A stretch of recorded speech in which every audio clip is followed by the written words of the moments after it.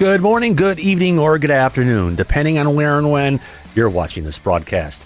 I'm Thomas Fessa, my friends, and this is Disclosure Tonight. Happy Friday, May 15th, man. Disclosure's cooking on. We got some videos to talk about. Not sure when they're going to be coming out, but hey, Disclosure's moving forward, and that's what I like to hear. And before we get on to the show, let's go ahead and do what we always do. Let's welcome in the participants of the show. Let's see who the heck is out there, and see if I can finish before I go ahead and the video ends. Let's get to it. I see April Coleman's out in the chat. Oh, God. April Coleman, good to see you, along with A. Phil. We got Black Dog Crazy Racing.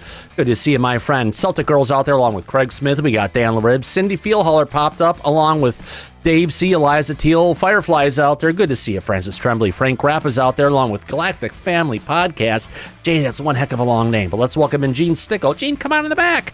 We got Geraldine DeRazio, Grateful Benny, Hawaii 5-0. Hobbit Mouse is out there, along with Hudson Valley Ron. We got JJ Jericho, Joey Spades, John Geldhill. Good to see you, Justin Case. We got Kane Northrup, Kathy, Kelly Broughton, those piercing blue eyes, followed by King Bull, Laura Campbell. How about that?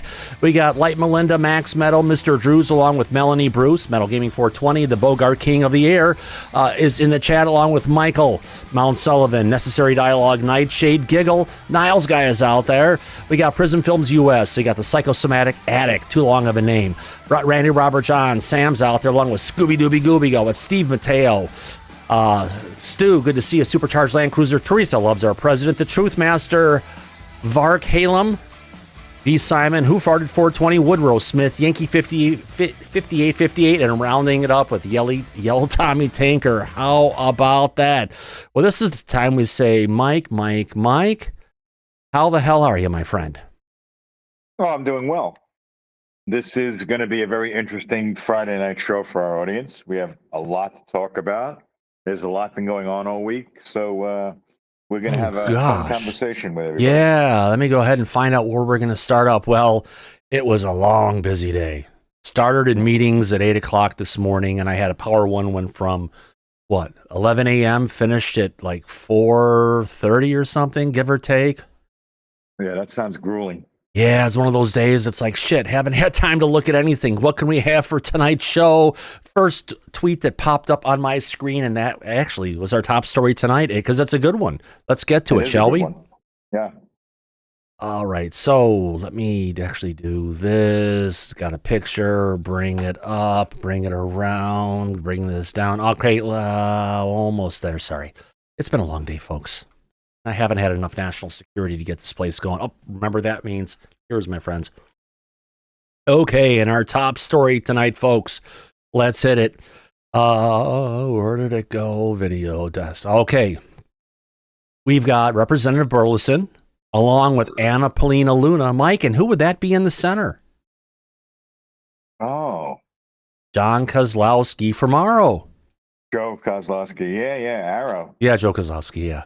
Yeah. It's been a day and a half. Yeah. So, in a tweet coming from Anna Paulina Luna, posted earlier today, finished the review of the 40-plus videos set for declassification out of the Department of War in coming weeks this morning. We are standing with the new and very qualified director of Aaro, who now has my full support and has proven through action that he is working in good faith on declassification efforts. Mike, this is a big change. Oh, it is. 180 degrees from what it was. Yeah, because if you remember, not that long ago, probably I can get down into the bottom of it. If you remember, our old dear friend, D. Dean Johnson, I know you'll love him, Mike. He loves me too. It's okay. It's mutual. Okay, to think that less than 6 weeks ago, Representative Tim Burchett introduced a bill proposing to repeal the laws that authorized Aaro. That was not going to happen even before today's positive developments. Mike, but Aaro, my goodness, not only comes with Kozlowski, we got frickin' Susan and their cover-up machine. Do you think that... If you remember, Representative Luna was pushing to defund Aaro. And she obviously went 180 degrees from that position all of a sudden. Yeah, she was there. Burchett is there. Burleson was there. So they were all on the heels of Aaro. Now, could this have something to do with Trump, potentially? Could this have something to do with his, if you want to call it, his executive tweet equivalent that he put out there? Memo? Well, the memo's not even been released, hasn't even been put out yet. It's been mentioned with stiff penalties. Yeah. He put out a presidential tweet on Truth Social. Yeah. That's about as far as we got. But either way, it had some impact because now they're doing a 180-degree turn on their previous positions. Yeah. Both Aaro and Luna. Go figure. Yeah. Absolutely. If I can find this, where did that go? I don't want any more for you. I need to get to my bookmarks here. Give me a second. Son of a bitch, work for me. Yes. There we go. As Twitter evolves. All right, so let's start this out.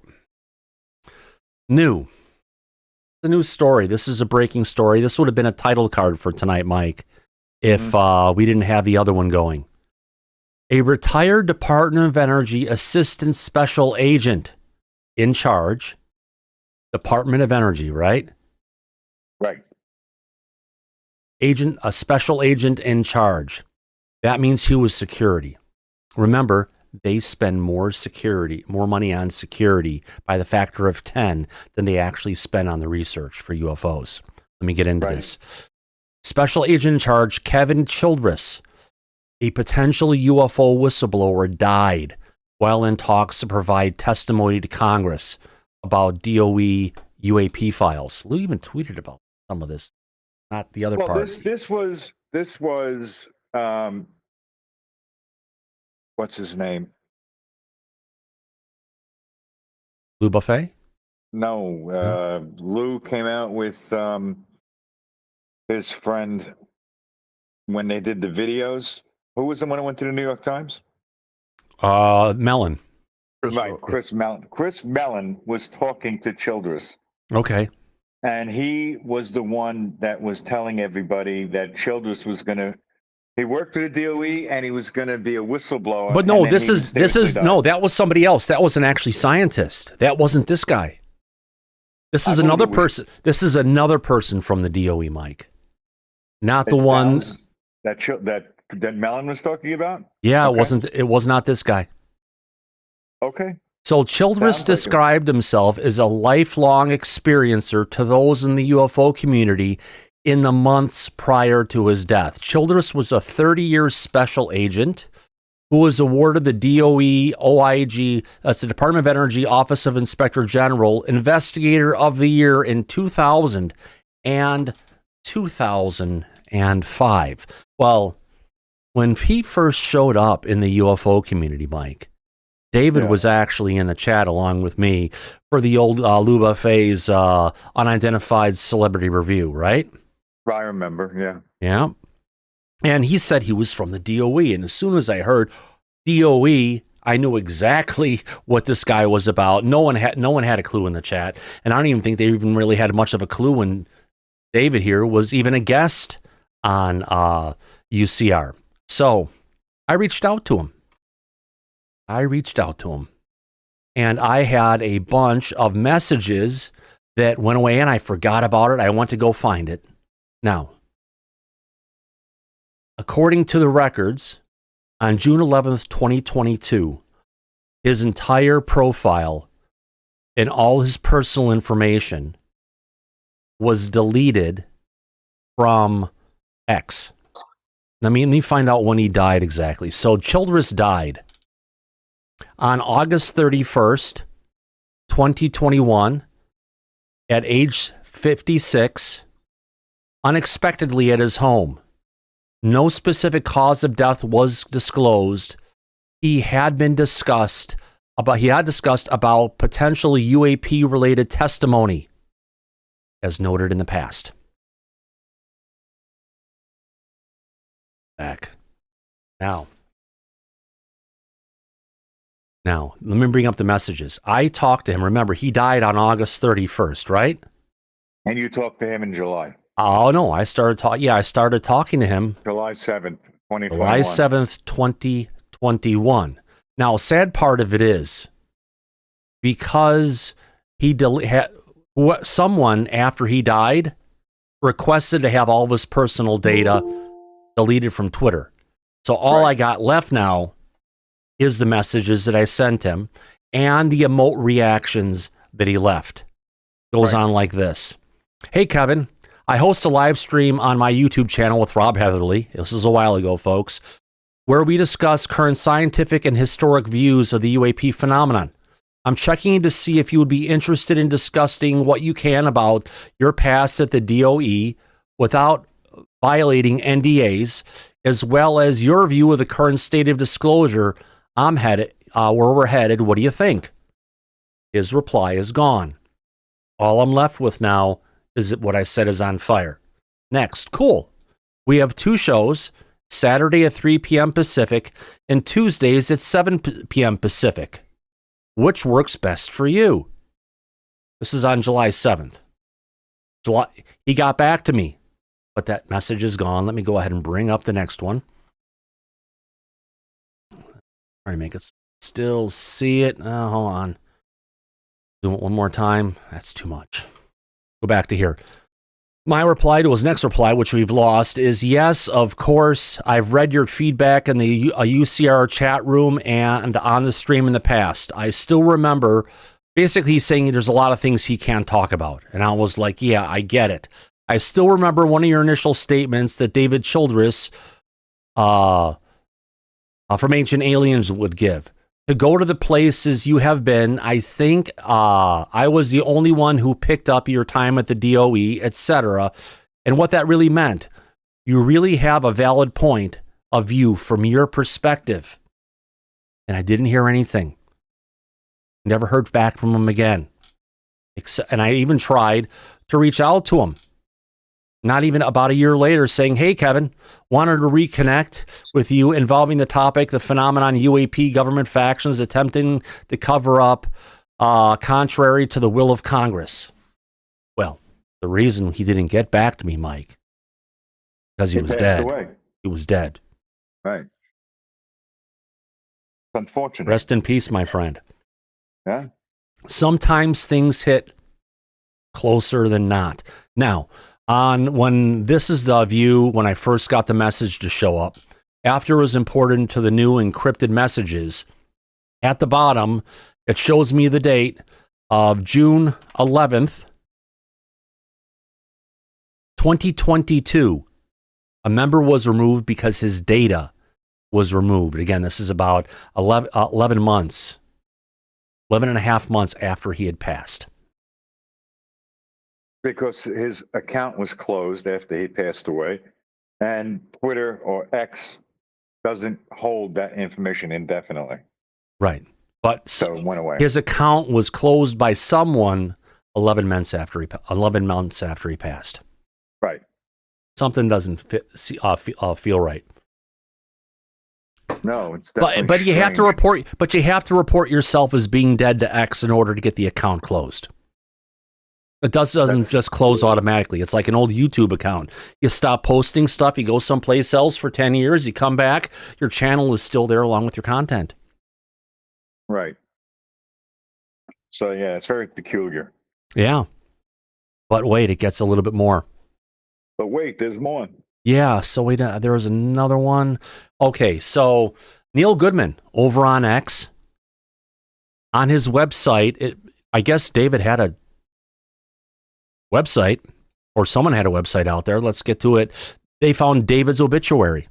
It said Kevin Patrick Childress, an esteemed federal agent and beloved husband, father, and friend, died unexpectedly at the age of 56 on Tuesday, August 31st, 2021. For the last decade, Kevin spent his happiest life with his wife, Marianne, and his Yorkies, Lily and Layla. Kevin is survived by his daughter, Rebecca Jean, stepdaughters, Marnie and Monique. We'll get past the rest of his life, get to the meat and potatoes here. Let me go ahead and bring this down so we can a little bit better. Hardest at the bottom is always the hardest to see. So let me take this and get it here, get it so we can see it. So For all his work success, Kevin was known for bringing laughter in the room and encouraging heart-lighted goofiness. He was passionate about space exploration and enjoyed watching satellites from his backyard with his wife and stepchildren. His investigative mind fueled his desire to bring open conversations surrounding unidentified aerial phenomena. He was determined to find answers to unknowns of our universe for future generations. He was taken away too soon. He was the man who was always there when you needed him. He will be deeply missed, and he will be. So the number of people, Mike, continues to climb. Yep. It's unfortunate. This is now the second to have heard what he had to say. It's now the second person Congress from the DOE who's passed away. Mm-hmm. They seem to be dropping like flies out of the Department of Energy. Yeah. You know, if you remember, not that long after this, we had a stream hanging out in the back room going on for hours. I think you were even in the back room at that time. Yeah. And one of the dogs wanted to go out front. And he was like really freaking antsy and stuff. So I opened the door and he just runs and takes off. And I'm like, shit, he's going after raccoon. It's going to tear him up. And I just basically tore after already running out there. When we both ran out there, right at the end of my driveway, it's a short one kind of, short enough at least, there was a big old black Denali with two people in fatigues, a black and an Asian guy, sitting at the end of the driveway with the window open, looking right at my freaking house. The driver was shocked, and he just freaking floored it and got the hell out of there. Not saying it's tied to this, but yeah, things have happened in the past. No coincidence, my friend. You remember, and I actually called you. You did. And it was at 1:45 my time, which would have been 4:45 in the morning your time. Yeah, you called me, woke me up, told me what was going on, and I told you, don't worry about it. Whatever it is, we'll deal with it. Yeah. Yep. I remember. Yeah. So all the little things pop up over time. It's something that just goes and shows that, yeah, there are mysterious deaths that happen, especially around the UFO subject. Coming from those who are around. Right. And depending on who people are and what's going on, this is fishy. Even how they deleted his Twitter account. Why would they track down his Twitter account and delete it 11 months after he died? It just doesn't make sense. No, it makes no sense at all. Yeah, because he didn't even tweet that many times. Right. Yeah, but it's a mess. So. Well, this is typical of what goes on. Well, that's how we get to disclosure where we're at right now. And we're, begging and pleading for more files, more details, more things to come out. But it always doesn't happen as we plan on it. So we take it as we get it. We don't set our expectations too high. Now we've got a couple people in the back with their hands up. Let's get to Andy first. And then whoever's next. Andy, go ahead. Good idea. Yeah. Yeah. Can I just play devil's advocate for 1 minute on this Kevin Childress? And, yeah, go ahead, mate. The deletion of his information, could it have been his family? I'm not saying it was. I'm not saying it wasn't. But it could have been. It could have been. With people's passing, obviously he must have had fairly youngish children. But it was an account that was hardly used. It might have been that they might have found his logon details and decided. Could have been. I've got no idea, and I just want to. Put that across. Yeah, thank you, Andy. I appreciate that. It's just an open, big question mark here of what went on. Yeah, it's a sad situation to say the least. Tom Whitmore, your hand is up, my friend. Yes, Andy took the words right out of my mouth, because when a person dies, especially the parent, well, anyone, a lot of things have to be done. And it may take some time before they get around to everything, or maybe it took them a while, but eventually they would have found his login credentials, probably for all kinds of accounts that they would have had to close. So it seems logical to me that a family member with the proper login credentials could go in and close out the Twitter X account. That could have happened, but I know when my mom passed away, we left all of her accounts up and running. Yeah, but either way, thank you, Tom. I appreciate it. I don't know why, but that's your That's your Yeah, deal. why take it down? It's in memorial. Either way, I get you, my friend. Thanks for that point of view. I appreciate it. Now, Mike, we do have a video. We've got a short little video here coming up. Lou Elizondo was on a podcast from some folks down in Alabama. Apparently, he was even going to be on UAP Reporting Center's podcast. We'll have to reach out, see if we can get him to sneak in for a little bit. Yeah, it's a good idea. So let's go ahead and see what Lou has to say in this short little clip, and we'll talk about it. Let me get to the video. Here we go, folks. Let's watch. We'll talk about it and enjoy. All right, here we go. Let me give you my word of advice, Lou's advice on how we should deal with this topic.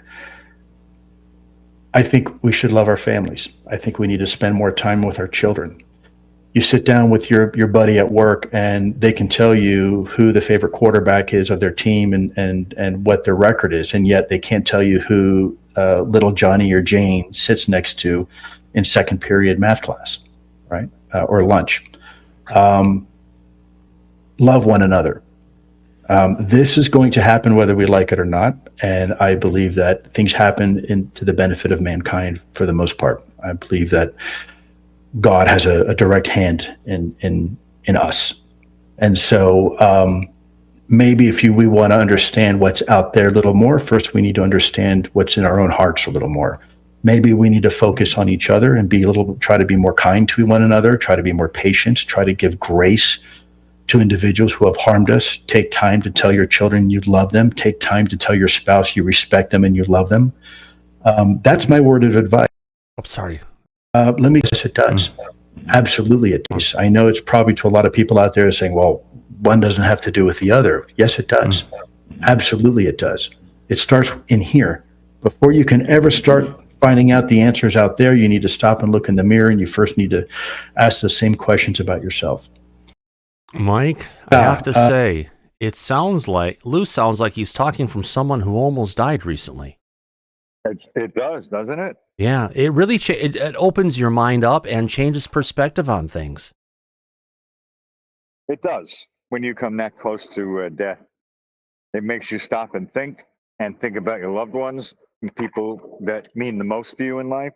Yeah. And how fleeting it all can be. So I know where Lou's coming from. Yeah. He's not wrong. I remember that. Are people going to take his advice? Probably not. No. But if he tells people don't be a Lou and put a helmet on that soldier, oh man, he needs to bring out a brand of condoms.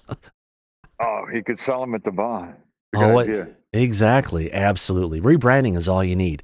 Well, in this next clip we've got coming up, a little bit more than a clip, we've got actually Anna Polina Luna hanging out with Avi Loeb and Peter Skafish from the Soul Foundation. Well, Avi may have some things to say and asking for money again. We'll see if it's there.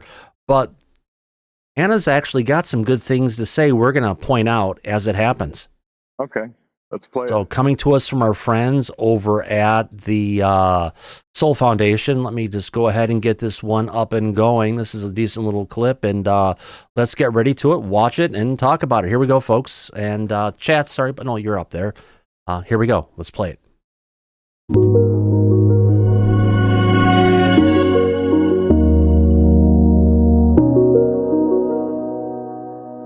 The Soul Foundation exists to seriously address one of humanity's biggest questions: unidentified anomalous phenomena.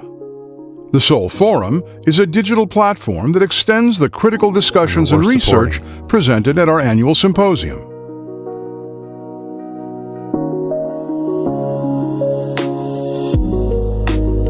Myself, Gates, Burchett had gone there, and we've had a very historic release of documents, and the importance is less what is in the records that have been released, but the fact that the president has ordered them. I want to start by talking to you, Congresswoman, about this. You've played a leadership role on this issue. I think that's been historic in that we've never seen Congress really take up the issue and govern it in the way that you have. with Burleson and Burchett, you guys have taken up leadership on this that Congress has needed to show for a long time. But you yourself have owned this in public in a way very few people have. I think you're the first person to make this part of your portfolio in a way that has contributed to rising your party and in national prominence. So I'm guessing, in light of all that you played a role in coordinating the release with the executive branch. And I'd like to hear more about that, as I'm sure a lot of people would, and also to hear whether you're optimistic about what the outcome is going to be. Yeah, so I mean, early on, look, Burchett was kind of leading out the fight in this in Congress before I got here. And then even just going back to how I initially kind of found myself in this position is there's that infamous Eglin Air Force Base story where both myself, Gates, and Burchett had gone there and were stonewalled. And then obviously there was reports of the Air Force covering up UAP activity. And really what's great about this whole process of the release of files that, by the way, according to the former deputy director, or the former director of Aaro, basically had inferred that these files never existed and that this stuff was just made up. That was Kirkpatrick. He notoriously attacked our witness and then is still, commenting, pretending that this stuff is not real. But all that to say that up until President Trump came out and said we're going to declassify, we were facing so much opposition, and even being able to talk about this, get this stuff out there, release the files, disclosure efforts were being knocked down, FAA reporting procedures being knocked down. Both Burchett and Burleson had actively made efforts to put legislation forward that was killed immediately. So yes, there was an orchestrated attempt here to basically prevent any of this from happening. But had it not been for really that Eglin Air Force Base incident and event, this probably wouldn't have really come to fruition in the way that it has. And all I will say is that, yes, we basically were told if we came forward and discussed these things that we would be discredited, or that they would try to discredit us and we would ruin our political careers over it. Not necessarily as a threat, but just kind of a warning because there was such a stigma surrounding the topics of this. But I'm never going to tell people what to believe. I simply was pushing for transparency. Look at the videos, look at the testimony, look at the files yourself, and then determine, it's not the job of the federal government or elected officials to tell you what you should interpret or believe, right? But what I can tell you is that there was a lot of shady stuff that happened. Part of my task force in declassification of federal secrets is pushing for transparency and following through on executive orders and direction that the president puts forward. So initially we started out with JFK, MLK, and RFK. We also had been trying to push for the release of the 9/11 files, but I was actually just told that we don't think that release is actually going to happen. And so that, going into all of these topics, when you have a federal government that's siloing information, that's not being transparent, in the history of the CIA, they are notorious for destroying evidence. We have documentation of that. If anyone's telling you otherwise, they are living in la-la land. But part of restoring trust with the American people is transparency. And so that is what we've really been advocating for. So, it's kind of been added to, I guess, my portfolio and things that I've been able to uncover, investigate, and help to bring to the forefront of national conversation. But as you're seeing, we were not crazy. We were telling the truth. So were the pilots. And you see that with the release of information.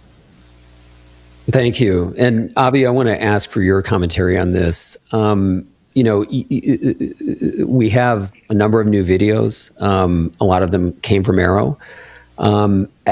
Do you feel that the quality of the data that we have is enough for scientists to really sink their teeth into, and can we get something out of this? Or are we going to have to push for better data, better imagery, stuff that scientists can really work on? Well, first, I wanted to salute the visionary leadership of Representative Luna. I'm serving as her avatar in the scientific world. So I'm facing backlash from scientists as much as, even more than she's facing from politicians.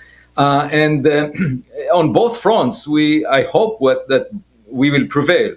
And you can sort of understand why a lot of people within the Pentagon or the intelligence agencies would push back, and that's because they're not doing their job. Because the defense budget is nearly $1 trillion in 2026, yet they're unable to identify some objects in the sky. And we all know about the Chinese spy balloon. So even if these objects that are unidentified have nothing to do with extraterrestrial civilizations, that's the most down-to-earth approach. One would say that these are human-made and therefore from adversarial nations. And so they're not doing their job. And in order not to be scrutinized by Congress, they prefer to hide the data and fight back. And so that's inappropriate, because if they're not doing their job, we should be aware of that, because they're being paid by taxpayers. Now, of course, there is the remote possibility that 1 in a million objects is extraterrestrial, and that would be the biggest discovery ever made in science. And that's why I care about it. For me, any human-made object is boring. And nevertheless, the effort is worthwhile, because if we can figure out the nature of these objects, at the very least, we help national security. So as a citizen of the United States, I feel that my time is not wasted. As I work on trying to interpret the data, I can help the Pentagon and the intelligence agencies figure things out. Now, you asked me about the first release. There was no particular object in the videos, images, and other documentation that was released that is clearly from outside this earth. And partly because some of the information was redacted, and we don't know much about the cameras that were used. And the Apollo mission data, is not convincing, because we recently had, last month, the Artemis 2 flyby of the dark side of the moon. And the astronauts there took thousands of images, and we would have seen lights orbiting the moon in unusual ways. All we saw, the astronauts saw, are 6 flashes from impact of rocks on the surface of the moon. So I would argue, based on Artemis, they used much better cameras, and didn't see anything unusual. I would dismiss the Apollo data just because it could be just optical reflection within the old cameras that were used 50 years ago. So all in all, the first release was not convincing, but it's the first step, and I very much hope that in the next batch, hopefully within this month, there would be also the 46 videos that were requested by Representative Luna, so we can look into them.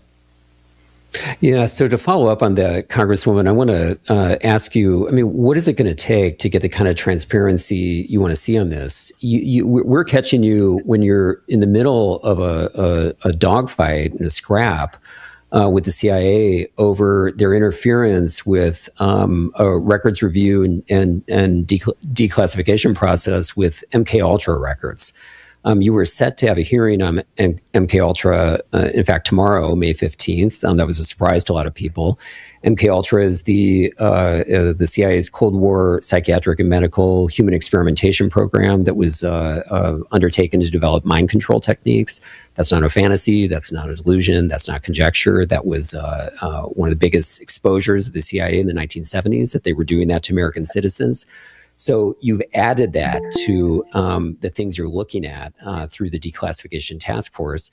And it sounds like the CIA interfered with a process that was underway, and they seized records that were sitting somewhere in the ODNI waiting for review. Can you tell us about that and what it's going to take to get that reversed?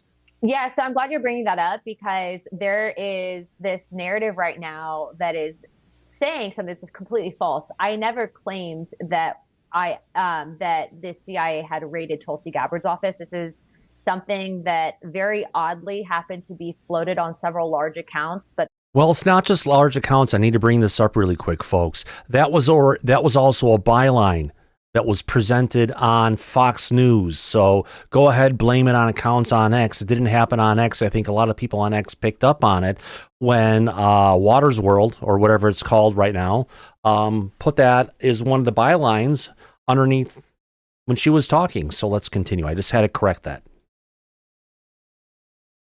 Literally nothing making that statement, and it never happened.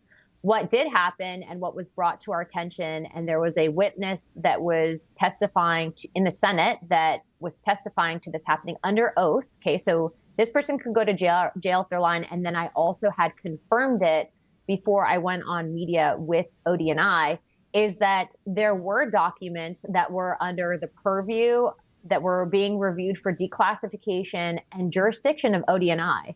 And the CIA went and physically took those documents back. So, like, first of all, let's just play devil's advocate. If these were already scanned and uploaded documents, why the basically confrontation and taking now the boxes back from ODNI when ODNI is well within operating their authority and has been tasked by the president for the declassification effort? So that's the first thing.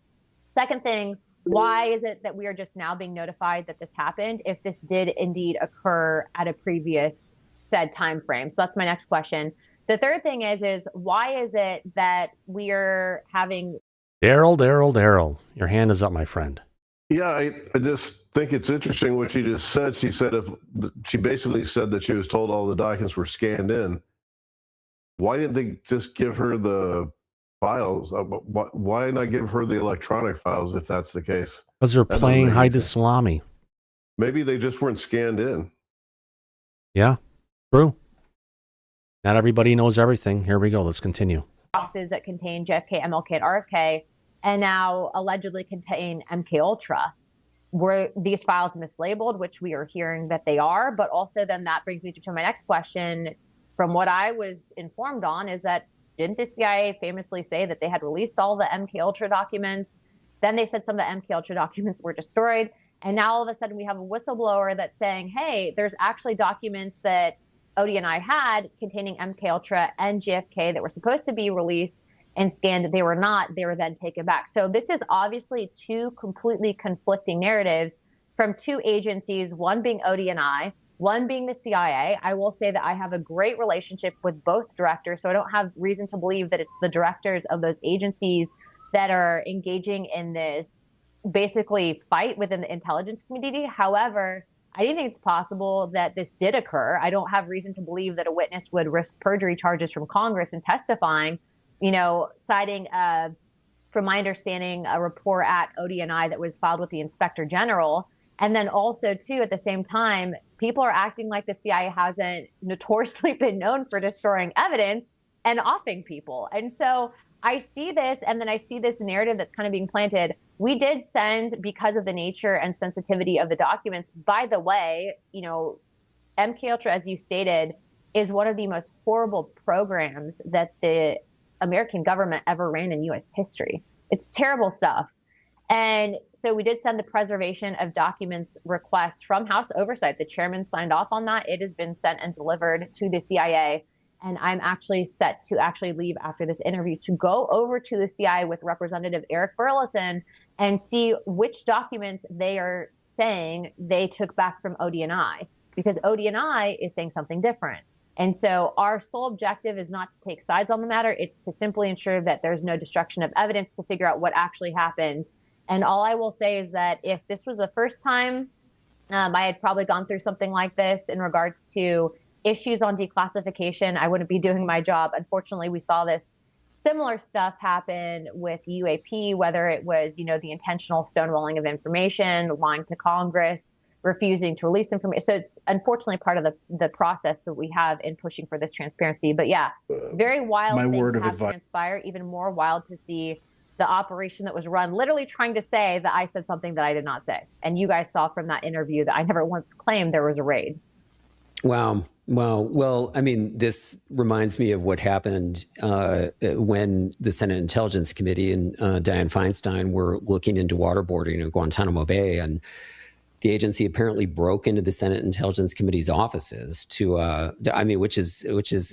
it's remarkable. This stuff is still happening. You would think that would have ended it, but we know this has been going on since the 1950s and 60s with Congress. So, look, we're all extremely grateful that you and Eric Burleson are pushing this and fighting, because it's really difficult work. I got a question for you. I mean, this is a bit off the wall, but are you aware of links, or have you heard testimony between the Legacy program and MK Ultra? I've heard testimony to that effect that suggests that these were actually adjacent compartments or efforts within the CIA in the 1950s and 60s. I haven't heard that testimony directly. We get people all the time that send stuff to our office. We'll get people that, come in and share information. And so if you've seen it on the internet, I've probably seen it in person from someone dropping something off. But what I will say is that, it is interesting that, and rightfully so, like, the CIA is not going to divulge everything because it is our intelligence agency and there are aspects of national security. However, the crossover that exists with, the MK Ultra stuff and at least with the UAP stuff is when you have whistleblowers coming forward. Sorry, I don't know if you heard the horn in the background. I'm in my office right now. But when you have whistleblowers coming forward with this information and then they're facing retaliation, you have an agency that has notoriously been known to undermine, stonewall investigative efforts, destroy evidence, all of that. There then becomes the issue of this is no longer an agency protecting national security. It's now public corruption, which is where we come in, specifically on the UAP front. As Avi had mentioned, if people don't know what this is, they're getting paid, they're not doing their job, there's that issue. Then there's an issue of, well, if this does exist and there's research that's operating outside of the purview of the federal government and we're spending the money but have no oversight, that's a problem. And so this is a very complicated and layered issue. But what I will say is, without a doubt, at least on the UAP front, there was for a long time, and this was documented in history with Project Blue Book, an orchestrated effort to try to discredit people that came forward to ask questions. And to Avi's credit, they actually brought on at one point professors to try to explain this. And those professors, some of them were bad, did the wrong thing and tried to undermine this declassification. Not Avi, though. Avi is kind of in a different circumstance because he faces the intellectual fighting and the attempt to discredit. But I think that's... Okay, I need to bring this up again. We brought it up enough times. Avi Loeb. Let me take a step back. The Ukraine Academy of Sciences years ago went and released a breaking, ball-busting report showing how they had been recording, observing UFOs. They had ones that were moving at total high speeds called black phantoms. They had other ones really high in the atmosphere, brilliant ones that were calling cosmics, and they put off this phenomenal paper. Now, the day that came out, Sean Kirkpatrick, who we love so much from Aaro, drove 3.5 hours from Washington, D.C. to Avi's place up in Boston to go ahead and knock on his door unannounced and convinced Avi in a long talk on his porch to go ahead and write a rebuttal to that document that would be released the next morning. So Avi did it. And when the scientists in Ukraine went and responded to it and answered his questions and debunked his debunking, that little bastard never responded. So Avi's hands are dirty. Just want to point that out. He plays with the wrong people sometimes. Although he's here with Annapolina Luna, risk nothing. He's just in this for the money. Hey, Daryl? It's worse. It's worse than that, Thomas. It's a 7-hour one-way trip to Boston from DC. So yeah, that's basically half your day spent driving to on one leg of it. Yeah, absolutely. I mean, who does that? I mean, who does it's that? just out there, and I just want to point that out. We've got Luna going ahead and pushing him up and stuff about this stuff. Everyone forgets about this. They want to slide it under the rug. But no, the stuff that came out of Ukraine was real, because when their evidence came out and their paper came out, I went to the evidence I had from Malta in 2021, and I brought it up and I looked at it again, and their findings matched the data that I already had. So yeah, let's go ahead and play back. Sean Kirkpatrick is a weasel. Yeah, he is. He's a weasel's weasel. Mm-hmm. Probably also too the fact that Avi's getting a lot of attention, rightfully so. He's a smart guy, and so that can get into kind of the jealousy that exists within the academic community. Avi's not saying it, I'm saying it, so there's that. But it's been very interesting. I do other things, right? Like I said, on foreign affairs, obviously we're fighting for lowering taxes, etc. But this is my purview of authority in my investigative capacity, and so I've basically been handed the X-Files of Congress. It's a pretty cool gig. Peter, if I may add. Yeah, please. Many people have the illusion, the naive view that, science will get at the truth no matter what, because it's all about collecting evidence. But the problem is that science is done by scientists. And very often, they base their expertise on past knowledge, so they become experts, and then they resist new knowledge, which will doubt that they have a complete picture, especially when it's something that they haven't expected. So they have methods that are quite unusual to suppress the dissemination of new knowledge. They serve as referees, they serve as editors. And I've seen that when I reported about anomalies, when I reported about even experimental analysis that was very detailed, took a lot of time. What happens is the referees raise a lot of dust and claim that they don't see anything.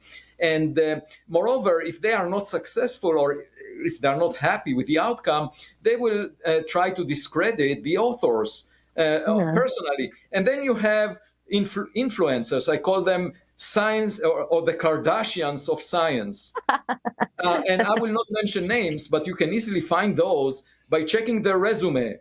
One of them just wrote a book about aliens. And if you check his resume, you will find out that over the past 2 decades, he didn't publish a single scientific paper. So he's not a practitioner of science. Yet, he speaks with authority about science. And he's an influencer. And how do you tell the difference between an influencer and someone who practices science? By the fact that someone who practices science is sometimes going against the wind. Because sometimes you see anomalies and you have to say something different than the rest of the community. That's how discoveries are made. Whereas the influencers always count how many likes they have. So this particular person wrote a book now about aliens because he recognizes that there is more public, the subject is more popular.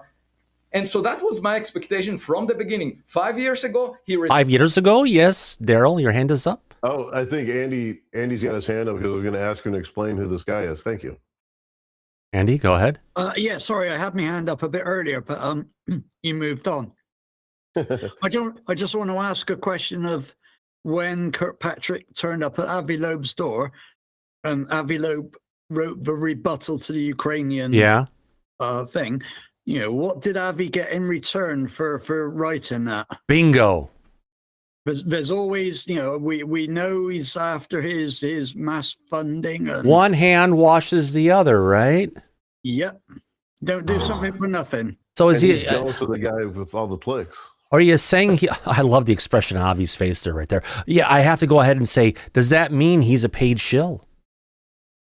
Wow. Yeah. Yeah, it could be. You mean he has to say what the government wants him to say, is what you're saying? Well, he was part of the Israeli intelligence back in the day. I didn't know that. The guy, Andy, the reason why I asked the question, isn't this guy he's talking about the guy that's your... Neil deGrasse Tyson, Daryl. Is he talking about deGrasse Tyson or this guy from the UK that's always coming? No, he's talking about Tyson. Not the fake professor from the UK who plays a professor on the internet. He's actually talking about the Tyson, who is a professor. Neil deGrasse Tyson, not the Tyson Chicken Man. Or the little guy with the high pitched voice that beats exactly. But so I said deGrasse Tyson at first, but I thought I changed my mind because he's got a bug up his ass about this guy. Didn't we watch it on here? He was talking before. He goes, I'm on the field playing the game. This guy's in the stands watching. Yeah. Which was pretty good. I remember that's a pretty good analogy. Hey, but at least you got to give Avi a break. He's got his picture up on his mantle just like Trump does. I think that's his book or something, isn't it? I know. I just got to point these things out. You got to look for the small things, my friend. No, you and me both. Wait, while you're on that, what does that say on the side? His Raya. Where? On his left.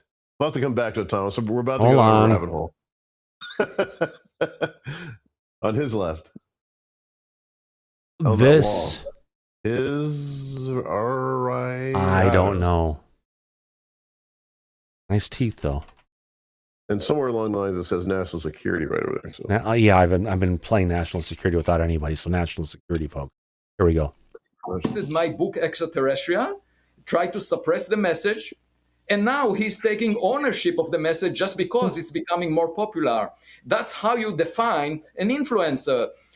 That's someone who responds to the audience. But, just like in soccer, playing soccer, you can keep your eyes on the ball if you're a player. You have to do that in order to score a goal. You have to put your eyes on the ball. You can't pay attention to the audience. The audience introduces a lot of noise.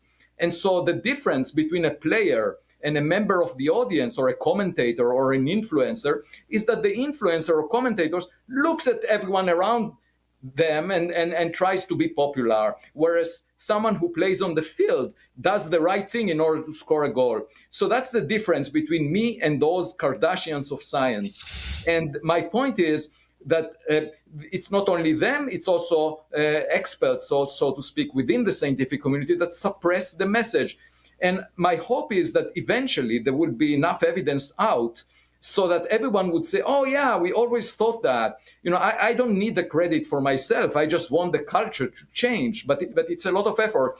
And, so both on the academic front and in government, we face these headwinds, Representative Luna and myself. But my hope is that within the coming months or years, things will change and everyone would recognize that we did the right thing. Well, and Avi, I think one of the problems with our academic colleagues is they haven't considered the testimony of people in Congress and the intelligence community to be worthwhile enough to engage and listen to on the issue. I mean, whether it's Congresswoman Luna in the House Oversight Committee or the Senate Minority Leader or former DNI and now CIA Director John Ratcliffe, we have an abundance of evidence that the intelligence community and the DoD actually work on UAP. They know they're real. The legacy program is real and so on, but academia has ignored this. So that brings me to a question for both of you, and I'll start with you, Congresswoman, is, look, the Senate established a UAP office, the All-Domain Anomaly Resolution Office, that is really supposed to work on this. I don't know anyone who's engaged with UAP issue that's happy with them. What do you think should be done? Well, okay, so let's backtrack. So Ratcliffe actually was and is helpful on this issue. This is the important part. I was actually going to go ahead and pull out and find it, but here we go, folks. This is a really important piece. Listen to what she's talking about. The new head of the CIA, Ratcliffe. He was the former DNI. And as the transition happened, he came out and said, we had all this stuff. We wanted to go ahead and disclose it, but we ran out of time. And we've been hearing that the CIA has been trying to prevent the information from coming out. Listen to what she says now about the Ratcliffe and the CIA. This is monumental. The legacy program is real and so on, but academia has ignored this. So that brings me to a question for both of you, and I'll start with you, Congresswoman, is, look, the Senate established a UAP office, the All-Domain Anomaly Resolution Office, that is really supposed to work on this. I don't know anyone who's engaged with UAP issue that's happy with them. What do you think should be done?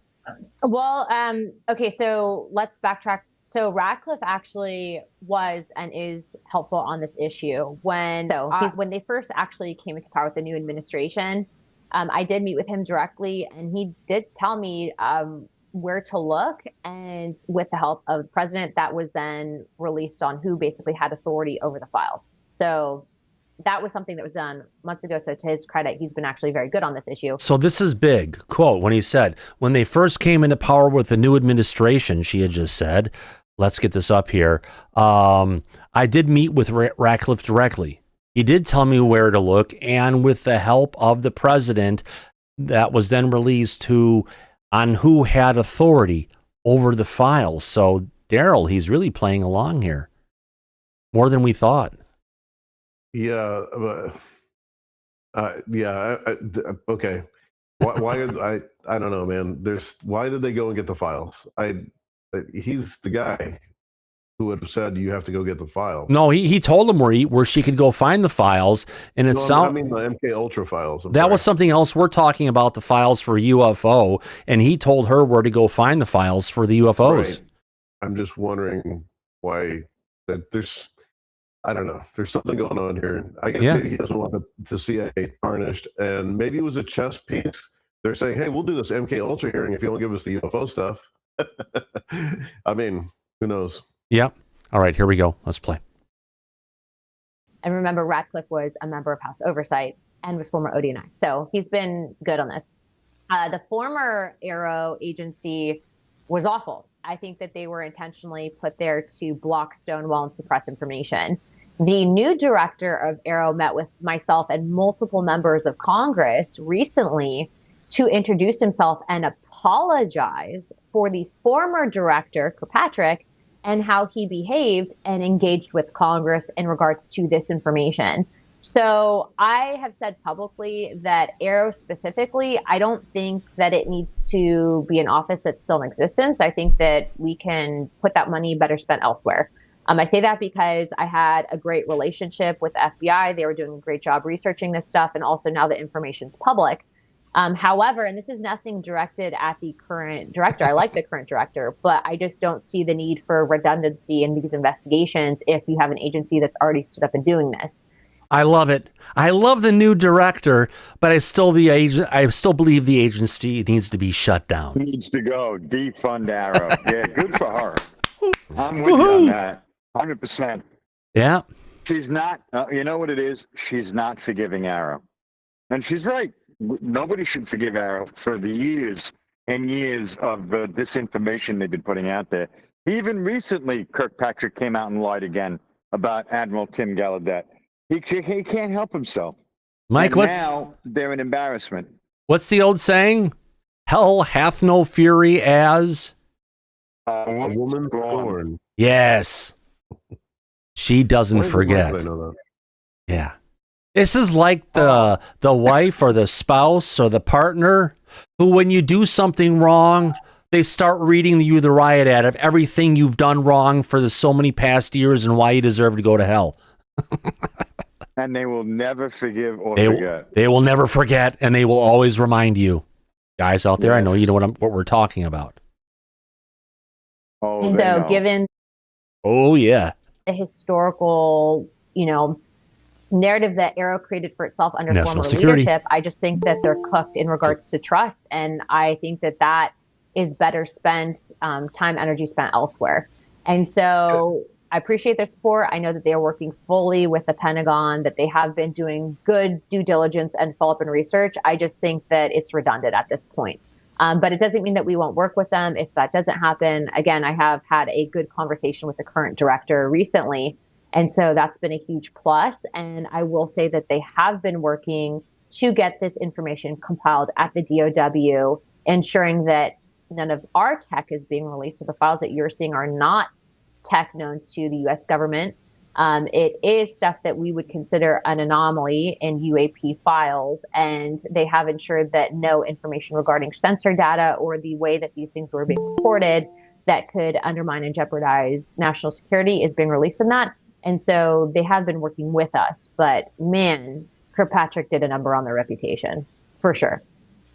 Yeah, and just so I'm not misunderstood on what I said, very much agreed with you on John Ratcliffe, who in 2021 and again in 2023 said remarkable things as a former DNI about the kind of data that that the U.S. government has via satellite sensors, and it's amazing that he helped you, that he pointed you in the right direction to where he did. That's a really remarkable fact. I would like to comment on that if possible. Keep in mind that satellite data would be the most informative because they have a resolution of a few inches and they can easily monitor the motion of objects relative to features on the ground. So in my most optimistic dreams, I can hope that they would release some data that indicate objects that are not human-made from satellites.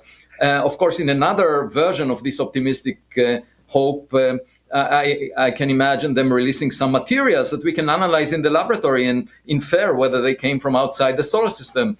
But we have yet to wait for that. I met with John Kozlowski that Representative Luna mentioned a year ago, and also most recently I spoke with him.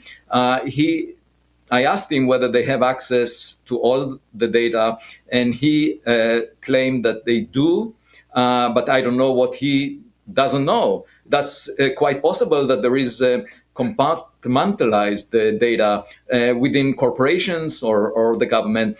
And, they're trying to figure out from limited data what past reports are. And on many occasions, they just don't have enough data. So, obviously we can go back in time, but another approach would be to collect new data. And, with a focus on this mission of figuring out these objects, just to make sure that these are not Chinese drones, hovering around the U.S. This is important. This is a serious matter. Well, I will also do follow up if I can real quick. I think the Japanese government just came out and had kind of made a reference to UAP stuff. And so we're following up with them as well to see what they have. Yes. I just recently asked, government of El Salvador if they had anything. And so, we have friends in high places around the world. And so we're kind of following up. But all this to say that, look, you should be able to ask questions without facing stigma. And when you have people intentionally telling you, don't look there, you can't know, you can't, that's a problem. So we just want transparency. If we're wrong, we're happy to admit that we're wrong. But the fact is that the evidence is not showing that we're wrong. Right. And I had exchange with high-level leaders within Japan and about a year ago. And in fact, one of the senior members of the Galileo project is now a professor in Japan. So hopefully we'll learn what they're seeing. So let's come to the famous 46 videos, Congresswoman. You made such a public and very direct, not just request, but you're really pushing for declassification of those. Are you optimistic that we'll see those soon? What do you think the timeline is? And could you give us an indication of what you think we're gonna see there? Yeah, so those are very specific locators and documents that were brought to us by whistleblowers from the IC as well as DOW. And so that's how that list was compiled.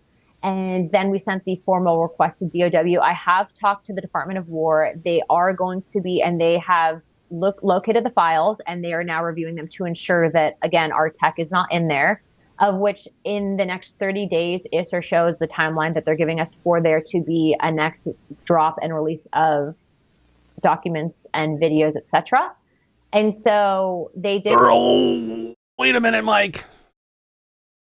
Burchett, first we heard Ross saying we're going to get a drop every week.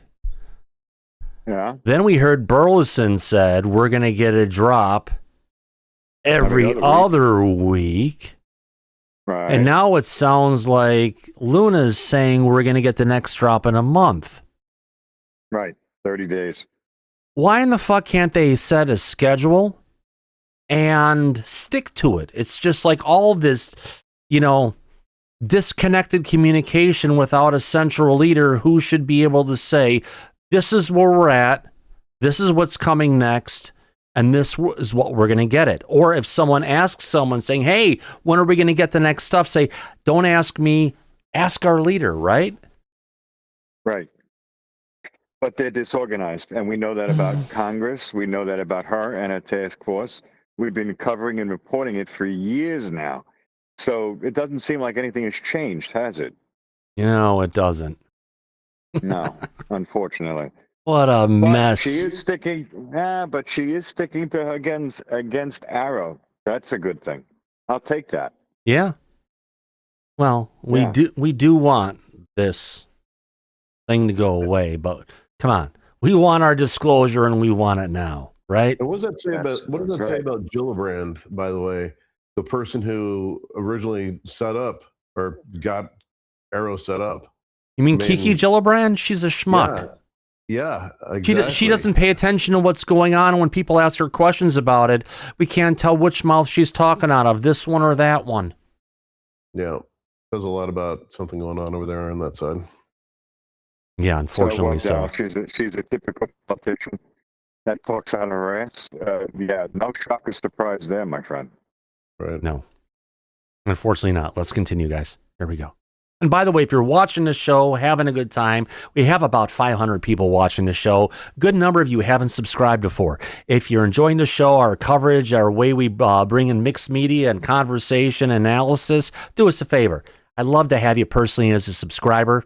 I work hard on this as much as we can, and so does everybody in the back. We love to have you here as a regular on Disclosure tonight. We're trying to hit 18,000 subs, and only you can help us get there. And by the way, if you're having a good friend, folks, do us a favor. Give us a thumbs up. We'd love to go ahead and have you help you to go ahead and get more people to, share the word on YouTube, because that's how their algorithm works. Enough of my bullshit. That's right. Let's continue. That they wanted to work with us and that they are same team. And as of right now, I have not been getting, at least from top down leadership, I haven't been getting any inclination that they're going to try to hide the ball on this. And so that's very helpful, because if it were up to Congress, this would have never seen the light of day. I'm telling you, just the way and the little goblins that come up in regards to legislation to hide things, and, oh, this meeting gets canceled or people get skipped.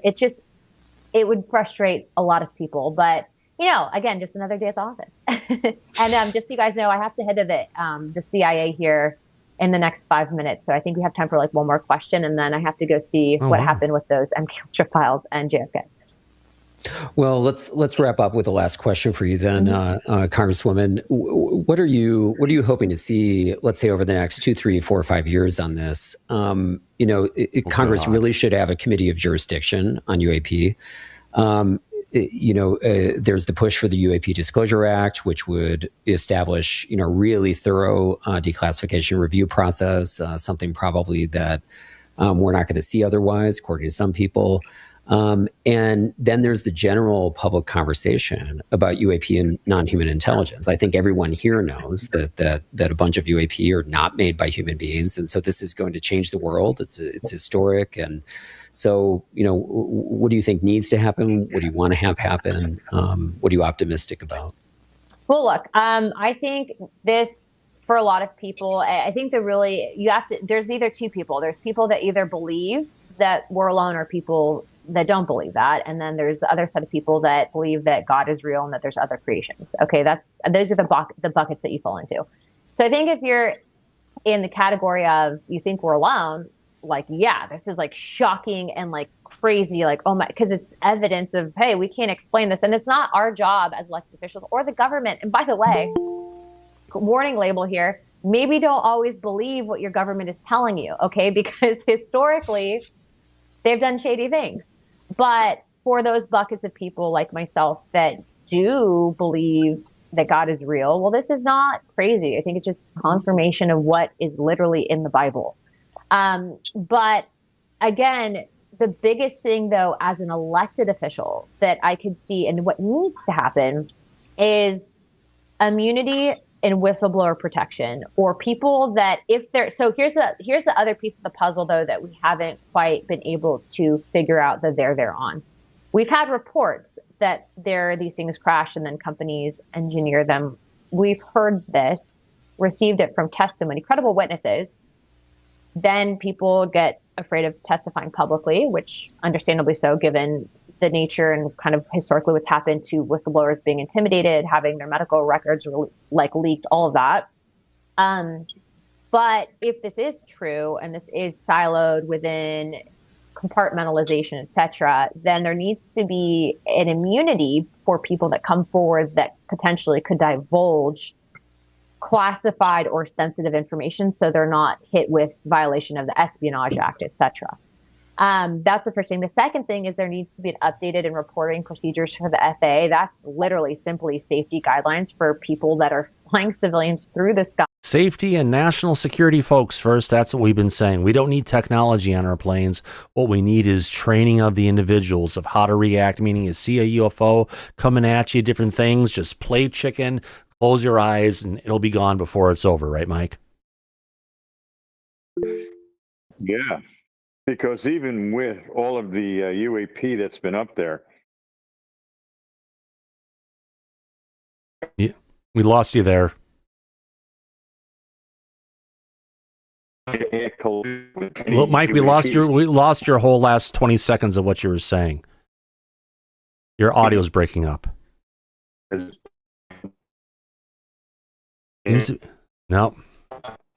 Can't hear me? No, it's still breaking up. Damn it. It's worse than Daryl's for once. Oh, Hey, wow. no, mine's working, for fuck's sake. Oh, yours is still garbly as shit, but that's okay. What are you talking about? Is it really garbly right now? Oh, no, right now it comes and goes. Yeah. Oh, right tonight? Yeah, tonight. On Disclosure tonight. Yeah. I wish you'd say something. Right. Well, I don't know. How's my audio now? It's kind of there. Go ahead. I'll let you know if it breaks up. Okay. Yeah, it's my Wi-Fi must be acting up. I switched over to cellular. Yeah. So, okay. Yeah. No, what I was saying is that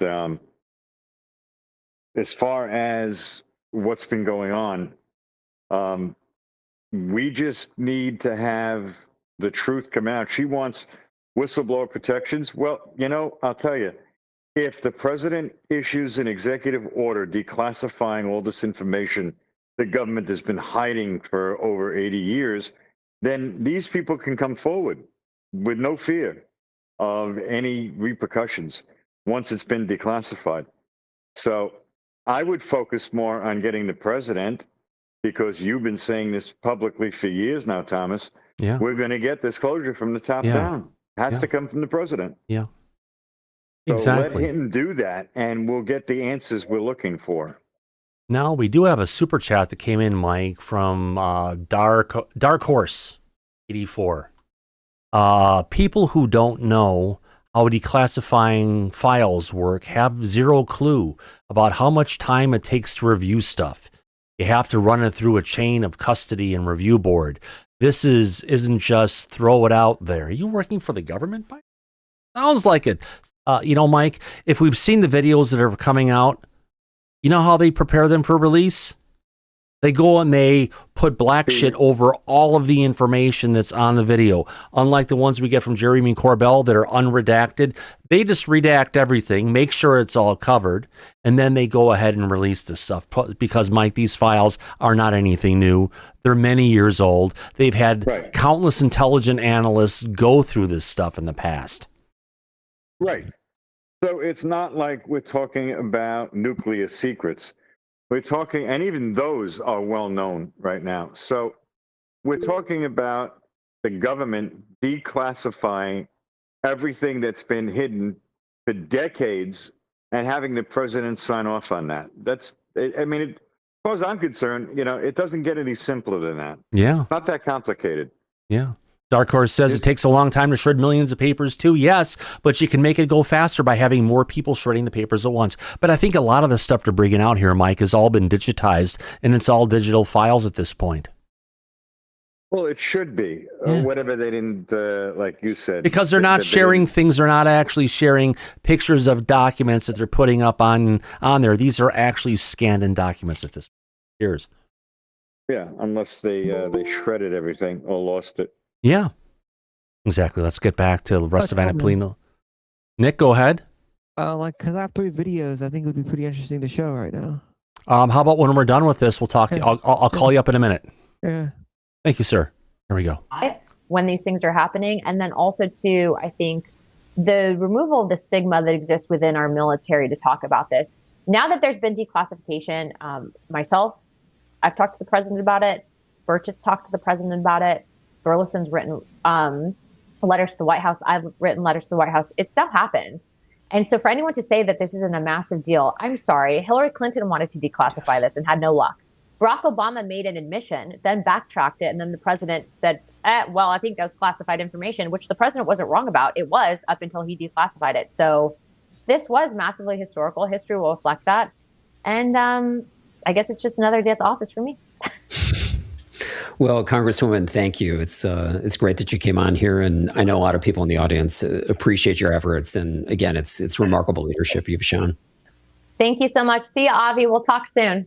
Off to the agency. Looking forward. And don't worry, I'm not a CIA asset. Okay, bye. We've just heard from a sitting member of Congress, the usual claims, which I agree with, about what is real in the intelligence community and government with respect to UAP. I mean, what's your reaction to this at this point as a scientist who, really along with my co-founder of the Soul Foundation, Gary Nolan, has been a global leader on this issue? Have you come to the point where you believe the allegations about the legacy program, about recovered technology, reverse engineering, longstanding efforts to track, detect, monitor UAP. Basically, that there's not just a bunch of data, but there is some very well-developed knowledge about UAP in the U.S. federal government. Well, I haven't seen the evidence as of yet. A lot of people talk about it. But, as a scientist, I can respond only to evidence, not to storytelling. And it's quite possible that this evidence exists. I haven't signed any non-disclosure agreement so far. When you see me evading your questions, you would realize that I have some evidence. I will not even show up for a podcast interview if I know the answer to what the government might have. But at this time, I'm completely agnostic. It's unclear to me whether we are talking about materials that have to do with human-made objects that was given the label alien just in order to deflect attention from the public to what the U.S. knows about adversarial nations. And that kind of misinformation was always in place. And so I'm just waiting for some thread of data to come out that would be interesting and conclusive. And I'm all here to help government figure it out if they want to establish a scientific advisory committee. Because after all, the Pentagon or the Director of National Intelligence Office, is not full of scientists that can address questions to do with the specific evidence and what it means. And I'm here to help them if they have questions, if they need my assistance.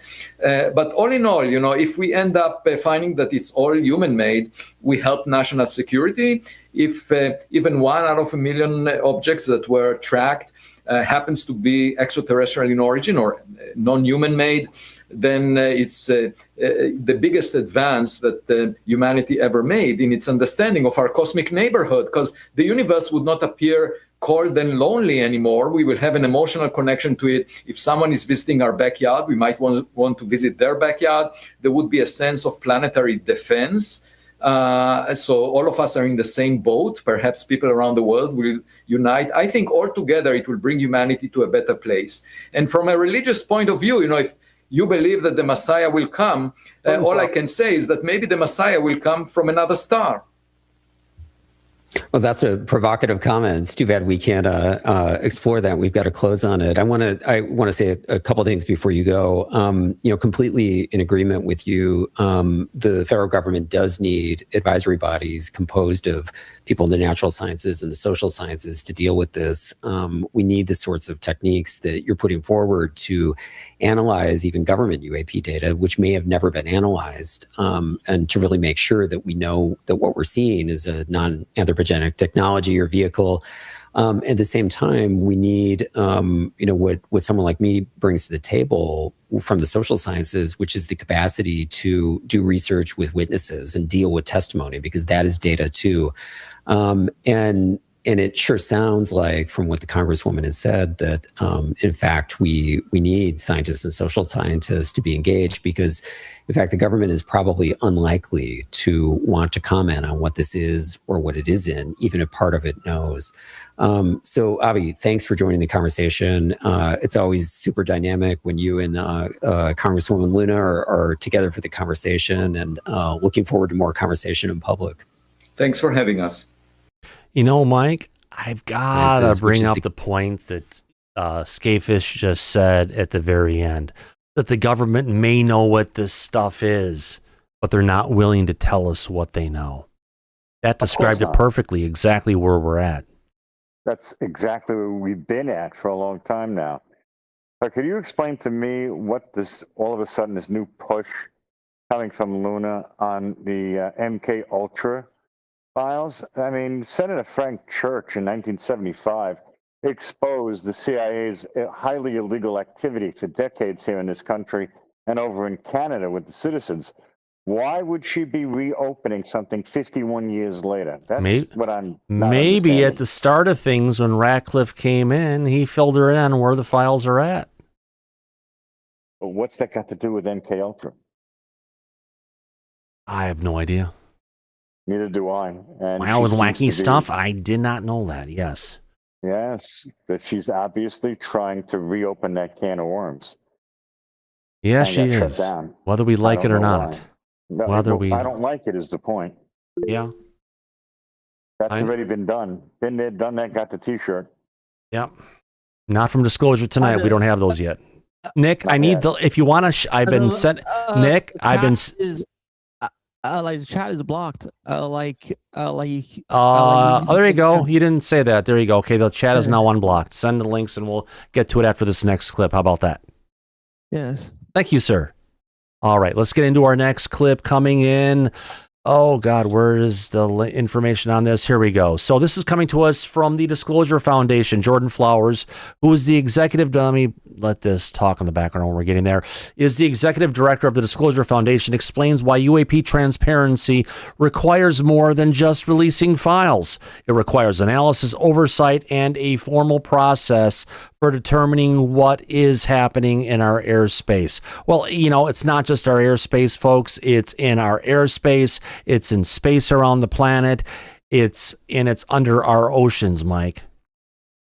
Transmedium, Thomas. You're right about that. Yeah, it's everywhere. So let's see what. Hey, this is from Al Jazeera. You've heard that before? Oh God, no. Let's get to it, Mike. You can see where. Oh God, Nick's sharing some posts from the Vetted podcast. Oh no. Oh fuck no. God damn it! Back to the food truck again, don't we? I've got my cook hat and my utensils out in the garage. We'll have to go get them for this one. No, we won't. Or we can go ahead and escape the country. Yeah, right. Personally leave and run away from the United States. Oh, God. So that the bullshit doesn't end up biting you Oh, in the Spain, ass. Mike. It is so safe. It's a great place. It's a great upgrade to the United States. Well, it's also a place where you can go hide with the in-laws. True. And you don't have And to not pay. pay rent. Yeah, that's Right. great. I wish I had that opportunity. Right.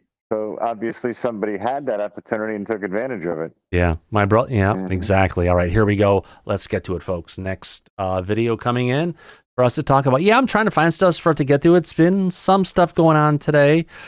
All right, let's go and then let's enjoy. Try to do better, Chris. There we go. You and your foundation, Jordan Flowers, you and your foundation advocate for greater government transparency, whether it's UFOs or other things. What did you make of this file drop? Yeah, first of all, thank you so much for having me. At the Disclosure Foundation, we consider this to be a genuinely historic development. Never before has there been the power of the presidency behind transparency with respect to this subject. The president's initiative is called the Presidential Unsealing and Reporting System for UAP Encounters, PURSUE. You know, that is specific to UAP. This is not for things that we understand. This is not for U.S. classified programs. There are things in the sky that we do not know what they are and that we do not appear to be able to defend against, and we need to figure it out rapidly. Is there any explanation in these documents of what those things are? I haven't seen it. That's actually a really important point. So we got this document dump. Some of these files have been available previously, some of them have not. But what's lacking critically is an analysis of what these things are. Certainly, the intelligence community has some kind of analysis to try and put forward a hypothesis of what is happening in our airspace. Our organization... Mike, this is what we've been talking about all week. Yeah. They've been watching this stuff for over 80 years. They damn well know what the hell is going on. I'll explain it. What the fuck is going on, right? Right. They know that this is new types of physics that we don't understand yet. They've done analysis on this since before Roswell, and they've held that information very close to the vest the entire time. We should definitely get a chance to see what it is that they know. Right. Not just release the files and we can take a look at it and see what we think. No, we need to know what the hell is going on. Really quick, talking about what the hell is going on. We got Dark Horse, another super chat for $10. Thank you very much, Dark Horse. He says, from what they're saying, it was 15% of the MK Ultra files that they recovered from the alleged burning / shredder. They never released all of the 15% of it. This is the rest of the files that they withheld, Mike, for whatever reasons. They thought the evidence was good enough. They didn't want to destroy it. So that's how it deals with MK Ultra. There's a deep cover-up coming from the CIA, and the more light we can put onto this, it's the best disinfectant you can find, right? Provided the information can be brought forward. Yeah. Which we still don't know. And she was complaining that they're blocking her every step of the way to access that information, right? Yeah. Right. So we'll only know if and when it eventually comes out publicly. Exactly. We'll have to wait and see. Now, getting back to the government again, going ahead and covering all this stuff up. Yeah, they could go ahead. They need to get, how many freaking analysts, intelligence analysts, do they have looking at all this stuff throughout all these years? When an intelligent analyst looks at it, Mike, they just don't look at it and say, whoa, this one's good. Oh, that one shucks. No, they go ahead and they look at it. They write up a full analysis of it. And it's not just one person, it's multiple people. Then from those multiple analysis, they come up with a collective conclusion that they go and they file on, right?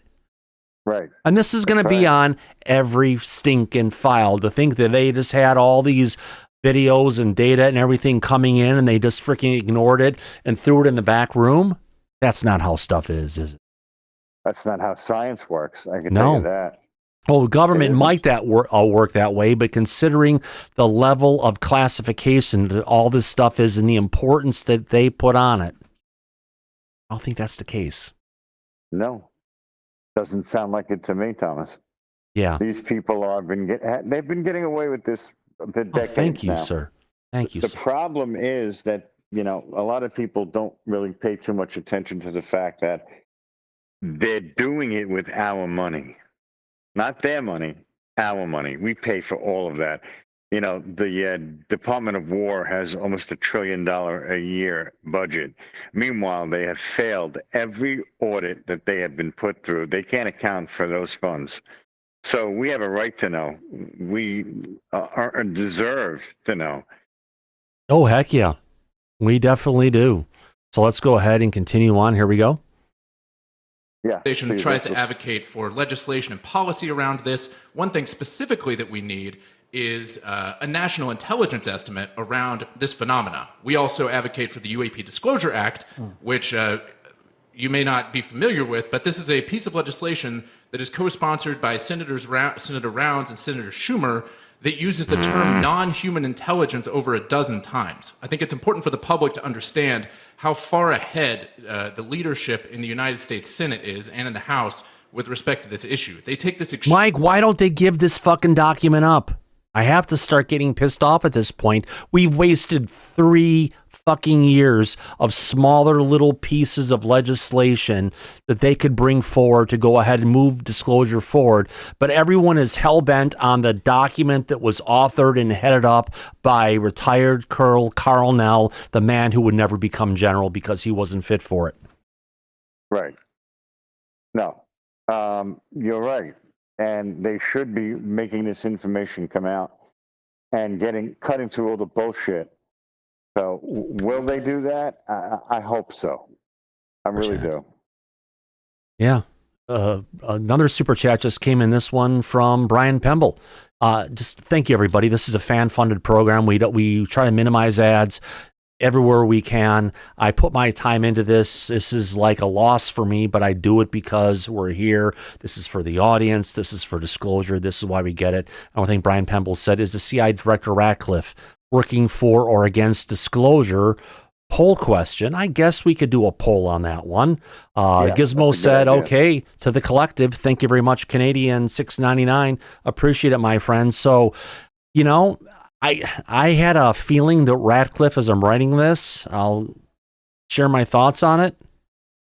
Ratcliffe himself, we thought he wasn't doing anything to help, but Luna spilled the beans today saying he was trying to help, and he came in there to do stuff and told her where to find the files. But the scary part is when they went to look for the files, the CIA said others besides, what do you call it?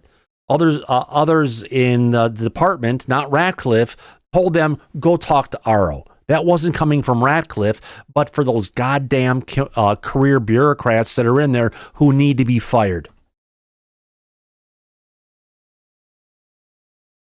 Okay. CIA.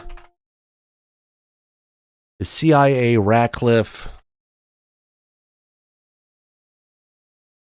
Is CIA Ratcliffe, OVNI working for Disclosure? I think it should let me do it. Start the poll. Let's go ahead and do it. Hey, Google, set a timer for 1 minute and 30 seconds, please. All right, 1 minute.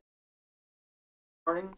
All right, let's go ahead and see what our audience is saying. Holy cow, right, Mike, out of the gate.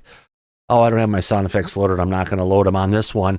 61% of our audience already, with just 21 votes in, is saying no, he's not working for Disclosure. That's interesting.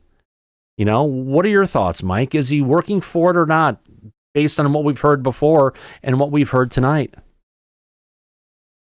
Oh, well, listen, you know, we want the truth to come out, and the president could do it with the swipe of a pen if he writes that executive order. So that would be the most direct route for us to get to the truth. I mean, not the executive tweet, not the executive memo. We're talking about an executive order that Congress can take and codify and turn into a law. Right. And at that point, once it becomes a law, which we know he should sign off on, it doesn't matter who comes into office. They're not going to be able to undo that. Right, because the process is going to be there. A new president coming in can cancel all the executive orders, like Trump canceled Biden's and Biden's canceled Trump's. They loved each other so much. But the thing is, once Congress gets their hand on it, if this is truly bipartisan, they can come together and pass it. They should be able to, yeah. Holy I don't shit. see why not. Delta Echo just threw out a super chat of $138 Canadian. Oh, nice. Holy, didn't know he was from Canada, but holy shit, Delta. Thank you very much. Appreciate that. Wow, wow, wow. Haven't had something like that in a while. That at least comes out to $100 American at this point. Oh, easily. Yeah. Yeah. So, all right. So the poll is ended. We've gotten to it. Only 62 votes in. Can we get this up to 70 votes? We got 63 votes. Can we get just 7 more votes from our audience, trying to get this up to 70 people at least? Not that they're all going to go ahead and go for yes that he's working for Disclosure, or no. We got 66 votes in. Can we just get 4 more? 70 votes. Thank you, audience. Appreciate you stepping up and clicking that button. Doesn't cost you anything. Absolutely free. Let's end that poll. Final audience numbers, final results of the survey, Mike. Here we go. Is Ratcliffe, CIA Ratcliffe, former OVNI, working for Disclosure? 34% of our audience. One out of 3 people is saying yes, while 2 out of 3 people is saying no. Now, I was in that no for a while, to tell you the truth, because how do you want to put this? I was in that no for a while because we heard how the CIA was dissing things. But have you heard where Ratcliffe has been for the last day? He's down in Cuba, setting up deals and setting up the whole thing about how Cuba is going to be working with the Trump administration. Happily.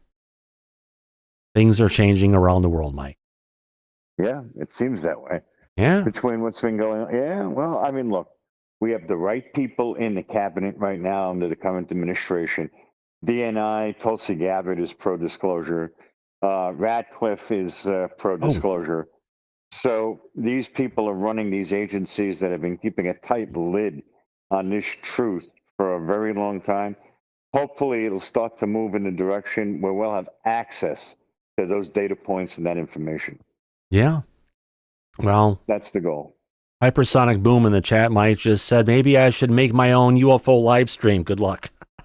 Have fun with that. Yeah. Where did he say again? I need to turn that off for a second. Maybe I should go ahead and start my live UFO live stream. My Northern Lights group was popular back in the year 2000. However, if I can move this off for a second, Mike, let me go ahead and find this. I know in my bookmarks here somewhere.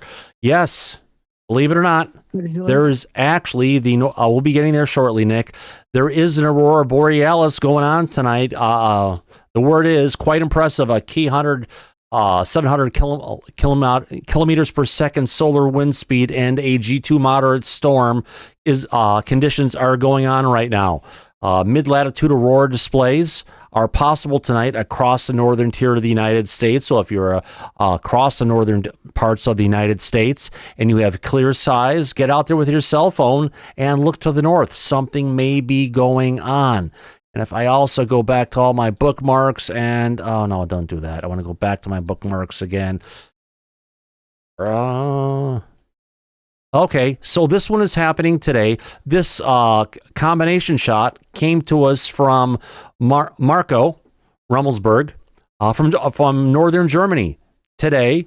Cause was a coronal hole. Well, this is something I usually like to see bigger pictures of stuff. It just goes to show the aurora borealis. We're still coming out of the peak of our solar cycle, but it's still going on.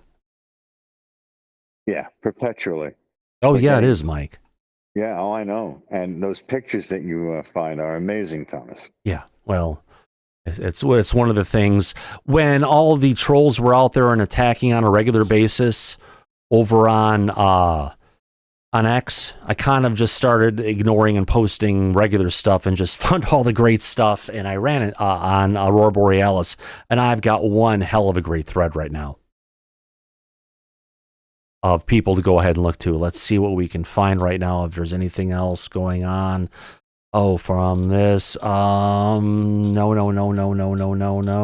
Let me get to my bookmarks. I know we may have some stuff in here we haven't covered yet, Mike. Oh, yeah, that's right. You've got the videos. Okay, we got one from the Astral. UAP James. Copy link address. Let's see which this one is going to come in first. Oh, this one. Yeah, I saw that one. Thank you. This is further in my feed, so let's get this first one here. New White House officials called Representative Burleson to ask for direction in their UFO investigation. He provided a list of people who declined to speak with him due to NDAs.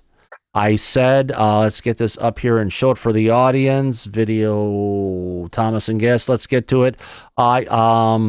Now, if things are going to start getting real and real disclosure is going to happen, I deserve to be a part of this. Interesting enough, let's go ahead and play this clip from UAP James coming from the 97.1 FM podcast. So let's play this and pray let's put up the Fair Use Fairy at the top of the screen. Here we go. Let's play it. So you think there's a lot more they could release? Oh, I know there is. I know that there's more to come because the White House called me and so the White House called me and said, hey, can you talk nice about this release of videos? And I said, I don't even know what's in it. You guys have not engaged with us at all. Yeah. And I'm spilling the tea here a little bit, and they said, you're right. And we're now at a point where we need you because you've kind of done the recon on this. We don't really know where to go take the investigation from here. Like we kind of know where to ask it. We're still declassifying. We have videos that we're still declassifying. We have content that we're still declassifying.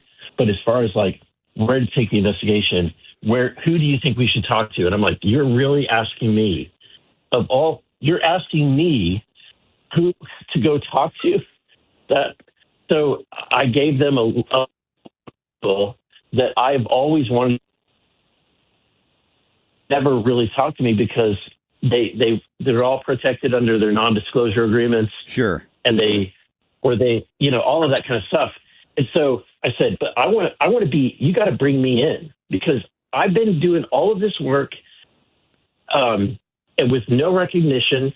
And so if now things are going to start getting real and real disclosure is going to happen, I deserve to be a part of this.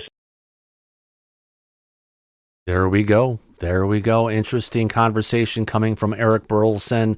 Yeah, he seems to have his finger on the trigger, Mike. But I think what he's talking about here recently is actually about those witnesses who are adversarial and don't necessarily want to testify or answer questions. Absolutely. And our next clip I've got coming up, I know Nick's got some, so I've got some here as well. Let me go ahead and play this one. This one's a little bit interesting. I would like to we've all seen the pyramids and what's been going on there and how there could be a tie to ET and such. Now, this is on from Pierce Morgan Uncensored. We can do a scan to validate or invalidate the ideas of the megastructure under the pyramids. Basically, we've got some science folks here, some investigation folks, and Dr. Zahi Hawass from the Egyptian Antiquities Department. Let's see where they can go ahead and take this. If they can get them to go ahead and get them to agree to go ahead and do scans with high-tech drones that can have closer penetrating radar to figure if there was actually some kind of megastructures under the pyramids. Here we go, folks. A proposition to Mr. Hawass here on your program, for whom I have a great deal of respect, by the way. Thank you. My team is in possession of state-of-the-art ground penetrating radar, and it operates off of a drone platform. And we can penetrate 300 feet beneath the surface of the earth. We could penetrate through solid rock with this technology. We've used it to great effect in other places in the world, including in Peru, where we scanned a pyramid, the Chongos Pyramid, and we discovered some massive underground tunnels, apparently artificial. So would you be willing to facilitate me and my team to come to the pyramid of Khafre, to fly it around the pyramid, and to do a scan, and to see if we can either validate or invalidate this idea of this colossal megastructure under the pyramid? Okay, one thing I need from you, from Bear's assistant, take my email. Send me an email and send me the type of equipment that you can use. I will send it to Sean, who's the head of my team. And if we do not have it, it will be fantastic to have your equipment to be working in the second pyramid. But you have to know, this takes time to apply and security and all this kind of, but I will be happy to cooperate and talk to you and find out if these techniques, you have it and we don't have it. Right. What the hell's going on with this? Zahi Hawass has been against everybody for doing any kind of scans or figuring out what's going on with the pyramids. He's changed, Mike. Or Daryl. Daryl. Yeah. Sorry, I was, I'll tell you after the show. Not a problem. Your other mic died. Yeah, with Luna and bathing suits. Anyway. There we go. And by the way, you're back to the mic on your camera now, not from on your chest. Oh, because I switched the receiver. There you go. I think this is great. Very so good. yeah, email him. If they are not familiar with this particular technology, then it looks like Zahi's up for giving it a go, which is great. Very good. And Timothy, I think you also have a particular sort of approach on this, that you tell the story of ancient archaeology, albeit your caveat, you're not an expert archaeologist in that sense, within a biblical framework. How do the pyramids tie into that? Well, I'm not really asking sure. Timothy. I'm not really sure who built the pyramids. I certainly do not believe that aliens built the pyramids.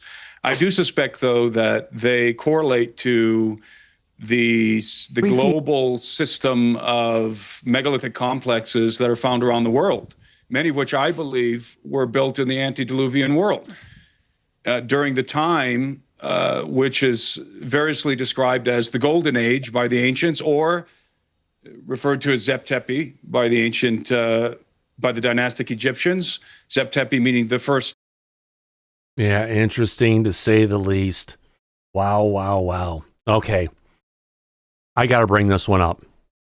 I just have to. A new, I've got the next clip coming up for you next here, Nick. Oh my goodness. This is going to be good. Oh, it is. I've got the one person who could literally go up against Susan Goff. Not sure who's going to win, but my God, we got Nancy Grace. Good Lordy. Well, she's got the right mouth. Oh my goodness. So she interviewed Lou recently, huh? She interviewed Lou, yeah, talking about the new whistleblower revealed Kevin Childress, the guy who I was talking with over chat, of course, who vanished. But let's see what Lou has to say about this. Interesting. Does it bring in national security at all? National security. God, if you're looking at Nancy Grace, yeah, attention Kmart shoppers, we have a sale going on a Blue Light special going on Nancy Grace and her shoe department. Come on, stop by. You got 5 minutes and 5 minutes only to come and get your marked down merchandise. My God. Grandma, can we go to the shoe department? Oh, God. You have refused in the past to give me the name Kevin Childress, but I found it elsewhere. Kevin Childress, and correct me if I am wrong, was sorry about Childress, that, Nancy. and correct me if I am wrong. Hold on, I went to picture in picture and I didn't tell to do that. Sorry, folks. That face just phased me. Swear. Kevin Childress, and correct me if I am wrong, was set to have a meeting describing very, very sensitive scientific information. He was going to Congress and talking about what was in the UAP files. And then suddenly he's found dead on a sofa. And there was never an autopsy. What can you tell me about Kevin Childress other than he was brilliant? That much I already know. Wait a minute. This looks like Lou before his accident. Does it? The big scar isn't on his forehead, is it? I don't know. His left eyebrow looks lower. Yeah, it looks like it, Thomas. Yeah. All right. Before or after, Andy? Right. His face is dropped. Okay. Never mind. He's healing well. He must be taking BP 150 or whatever it's called. Sure. Well, Nancy, thank you very much for having me. It's certainly an honor and privilege. You're absolutely correct. Kevin Childress was a senior special agent with the Department of Energy. And as you continue to look at some of these other cases, there are definitely ties. When you're talking about a national laboratory, there are always ties with the Department of Energy. And so in this particular case, Special Agent Kevin Childress was the special agent in charge. He was there at headquarters at the Department of Energy. And he had reached out to me. This is right after I left the Pentagon. And he was very concerned. He said, look, the Department of Energy has a significant role in the UAP business. And I'm pretty upset by what I have access to. And now that I've raised it through my chain of command, I feel that the Department of Energy is trying to keep me quiet. So I'm worried about that. But there's a lot of information. This is what he's saying that I have access to. And I would love a chance to talk to somebody in Congress about it. So I was in the process of arranging a meeting between Special Agent Kevin Childress and some members of Congress back in the 2020, 2021 timeframe. And to spare the family, they want to be cognizant of their privacy. Let's just say his spouse is extremely well trained in the medical field. And I think it was a surprise to everybody. She had left for work that morning. He seemed fine. She came home that evening and he was dead on the sofa. And clearly I had some surprise as well when I heard this. Wow. It's saddening. They know too much or they know enough. They reach out. They want to try and figure it out and bring the information forward. He tried to raise the flag as a whistleblower within his division, and he thought they were trying to silence him. He reaches out to Elizondo, gets stuff together where he can go ahead and talk to some people in Congress, and they fucking kill him. This is like not reminiscent in the way, but this is like Matthew Sullivan 2.0, right? Yeah. Well, it just continues. Or General McCaslin 2.0. Mm-hmm. 3.0. Okay, so we got that one. We got the Astro. We got UAP James. Thank you, Nick, for helping out everything on this. I'm going to have to bring you along to frickin' see Elizondo. And the new Joey Corbell clip, like this new Joey Corbell clip, like he has a pot. I haven't played it yet. Okay, we've already played that one. And, oh, God, I'm really...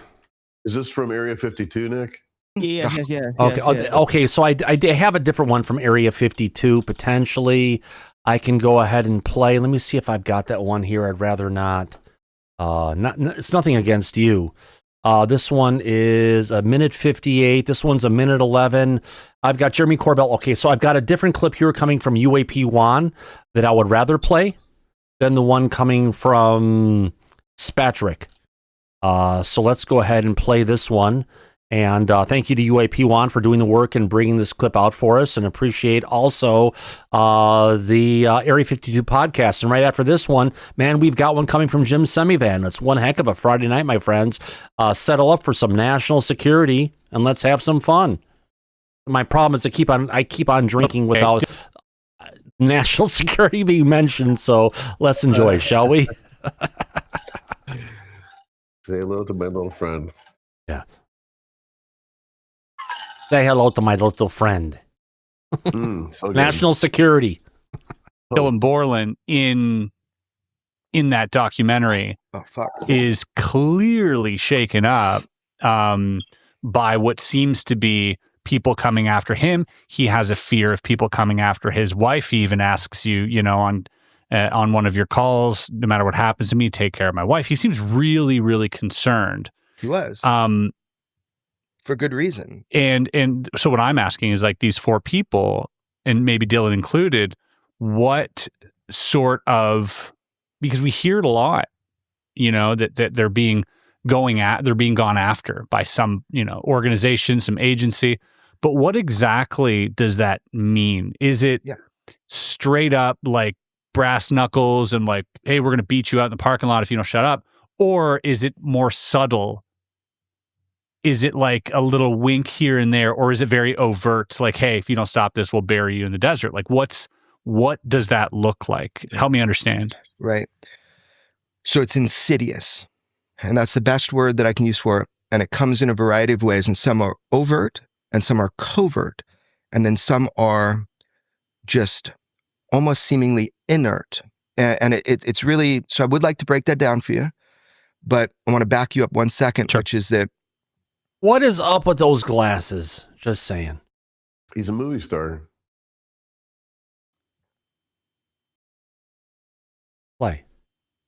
Dylan raised his hand and got all the way there, and he testified. So clearly, I'm not talking about him. Yeah. Although he did, get messed with. And to be factual, actually, Aaro was part of a significant operation to entrap him with a false, fictitious, I don't know the right words, just completely fabricated crime. Really? Yeah. And I don't know. That's pretty serious. That's real. Interesting. It's real. Jeremy Corbell's got a lot of stuff to say. God, even Tim met with him the other night. Great to see what's going on coming from there.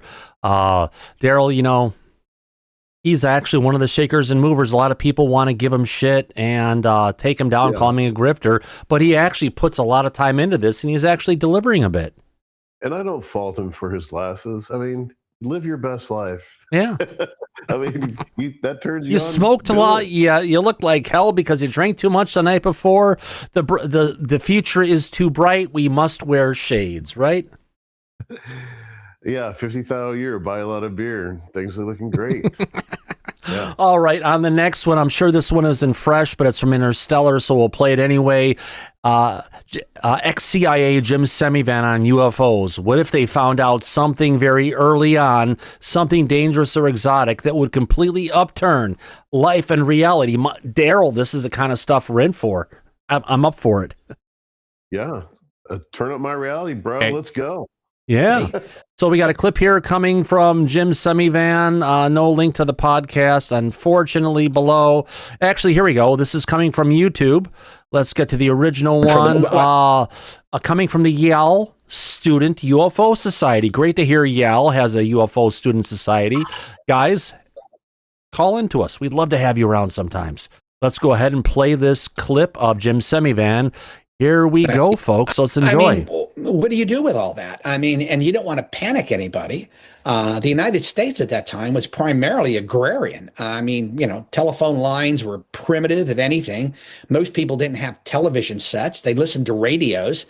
So what do? Well, you first of all try to stave off panic. Second thing you do is you don't screw up the telecommunication system, which, like I said, is very, very primitive. So you hide this, you keep it away. You keep looking at it, but again, you don't want to panic the public.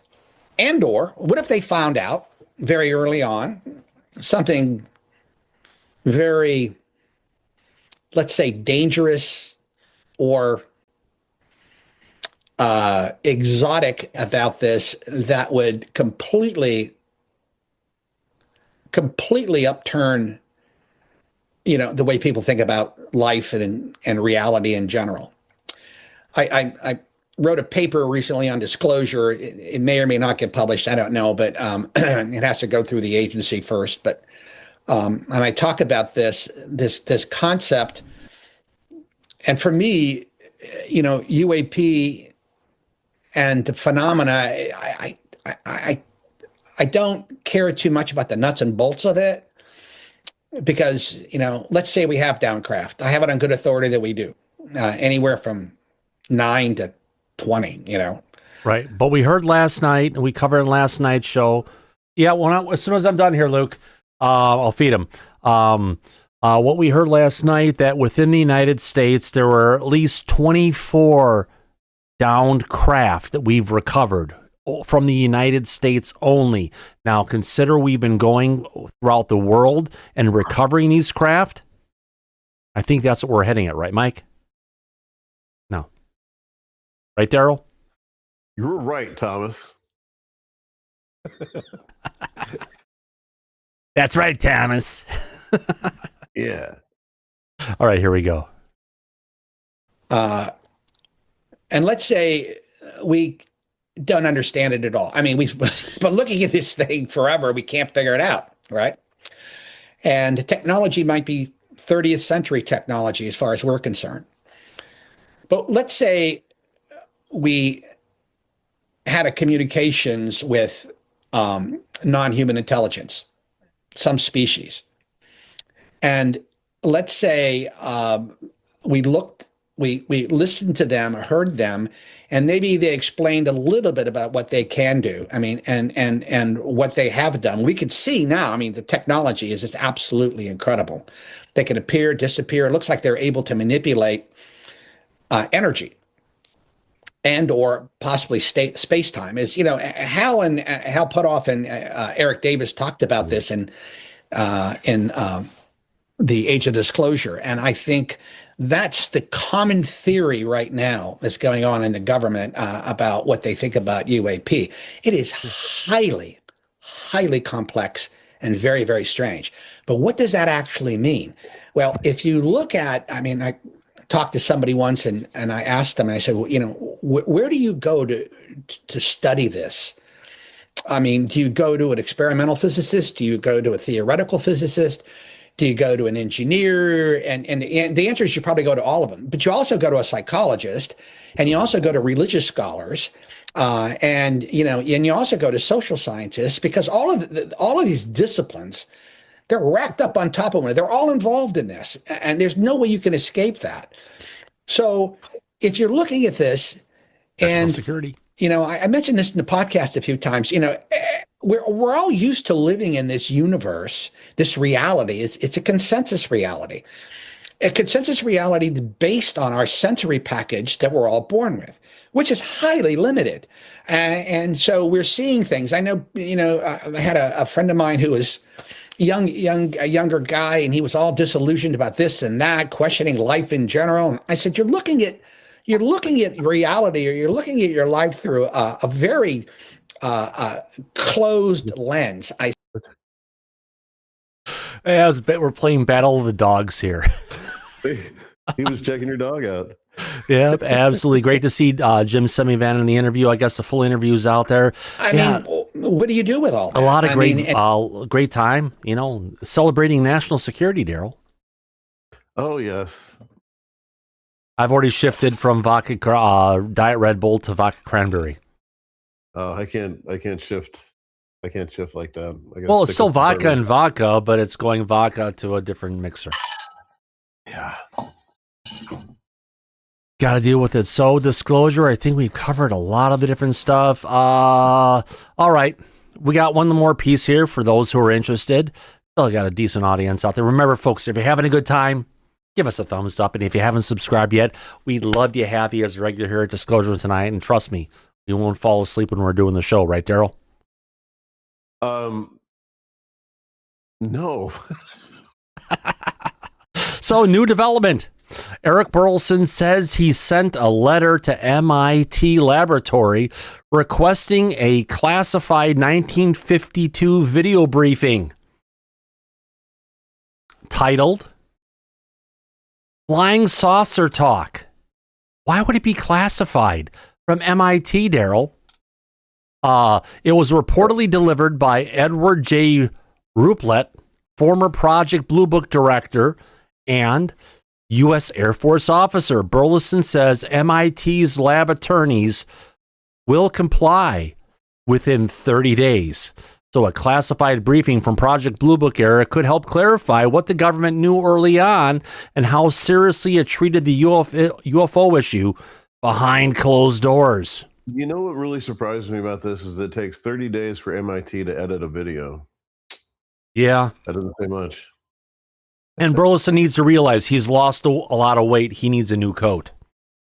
Yeah, that does happen from time. That's a good point. Yeah, I've got a bunch of coats that don't fit me anymore like you do. Yeah, those are all at the Salvation Army right now. Oh, God, I need to go empty my closet. Yeah. Oh, yeah, Ruppelt was he was he the guy that was doing investigations with Hynek? I do not know that. I can't Let's remember. take the name and go to here and say UFO. Who is this son of a bitch? So this is coming from the report on an Amazon. Here we go. Ruppelt. Oh, God. It's coming from the fucking Wikipedia. He was a U.S. Air Force officer, probably known best for his involvement in Project Blue Book, a formal government study on UFOs. He is generally credited with coining the term unidentified flying object. My God, that was the guy who fucking came up with UFOs. How did we not know his name? Yeah. Well, I mean, I recognize the name, and like I've turned into a ghost from the TV. But, well, it's just your weight level. Okay, there we go. I turned off the automatic. Thank you. I turned off the automatic exposure. Nick. Thomas. Yes, Nick. You see the last Lou interview? Lou did an interview with the podcast. I sent it. I went through all of them. We played it. You weren't paying attention. No. Are you talking about the one with Nancy Grace? We played from one from Vetted. We got the one from UFO James. We got the one from Astral and one from Planet Hunter. Which one didn't I play? The UAP one. UAP one. There is no UAP one in the list you gave me. Yeah, they're playing. Prove it to the audience. No, that's not there. Let's get it back down again. Okay, send another one then. Send me another link. We got it. Did we play the link that Nick wanted to play of from Area 52? Is that? Yeah, we played that one. I found another one that was actually not from Schmedded podcast. I played another one that was some UAP Schwan. UAP one. This is this one. I haven't watched that yet, but the title card said something about they showed me proof of aliens or something like that they're real. I don't know. Was that? We gotta find that. See it, Thomas? Yeah, I got it. I got you. Let's get it. Thank you, Nick. Hey, Nick, let's connect after the show because I'm going to see what I can do to get you in to see Lou Elizondo. If you haven't, have you bought your ticket yet for seeing Lou? Like in Seattle? In Seattle? You'll be here on June 8th. You haven't, right? Let's connect after the show. I'll get you there, all right? So Lou's advice on UFO. Yeah, we played this one early on. We played that one. Yeah, we played that. You played it. No, I was talking about the one from Corbell on Area 52 where the title card said something like, or maybe in the video clip it said something about they showed him video or like of a proof of living aliens. I have to find the title card. I'll find it. Let me go to that. I can go back to the Schmedded podcast. Copy link address. Let's get to this one. Go to here and paste.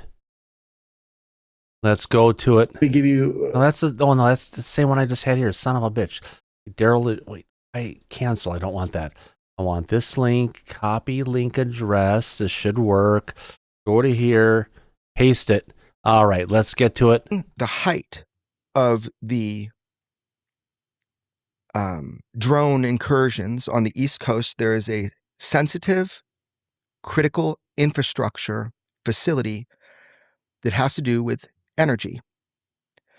And I got word that there was lifting out of the water in a bay with cameras near this facility that were so high definition that it's like perfect footage because you need security at this.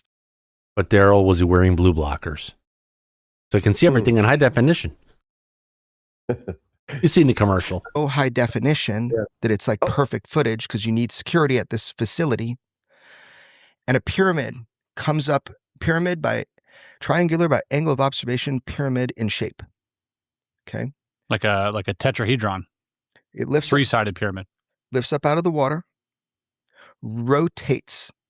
I think that's 90 degrees, goes over this base and hovers for maybe 10 hours. Whoa. Goes back, goes into the water. And there's what's called the Honeywell system, okay, that is used 100%. by Department of Energy. And in the Honeywell system sits this file, and it's like burning a hole in the brain of a number of people. Remember, during the height of all this. Yeah.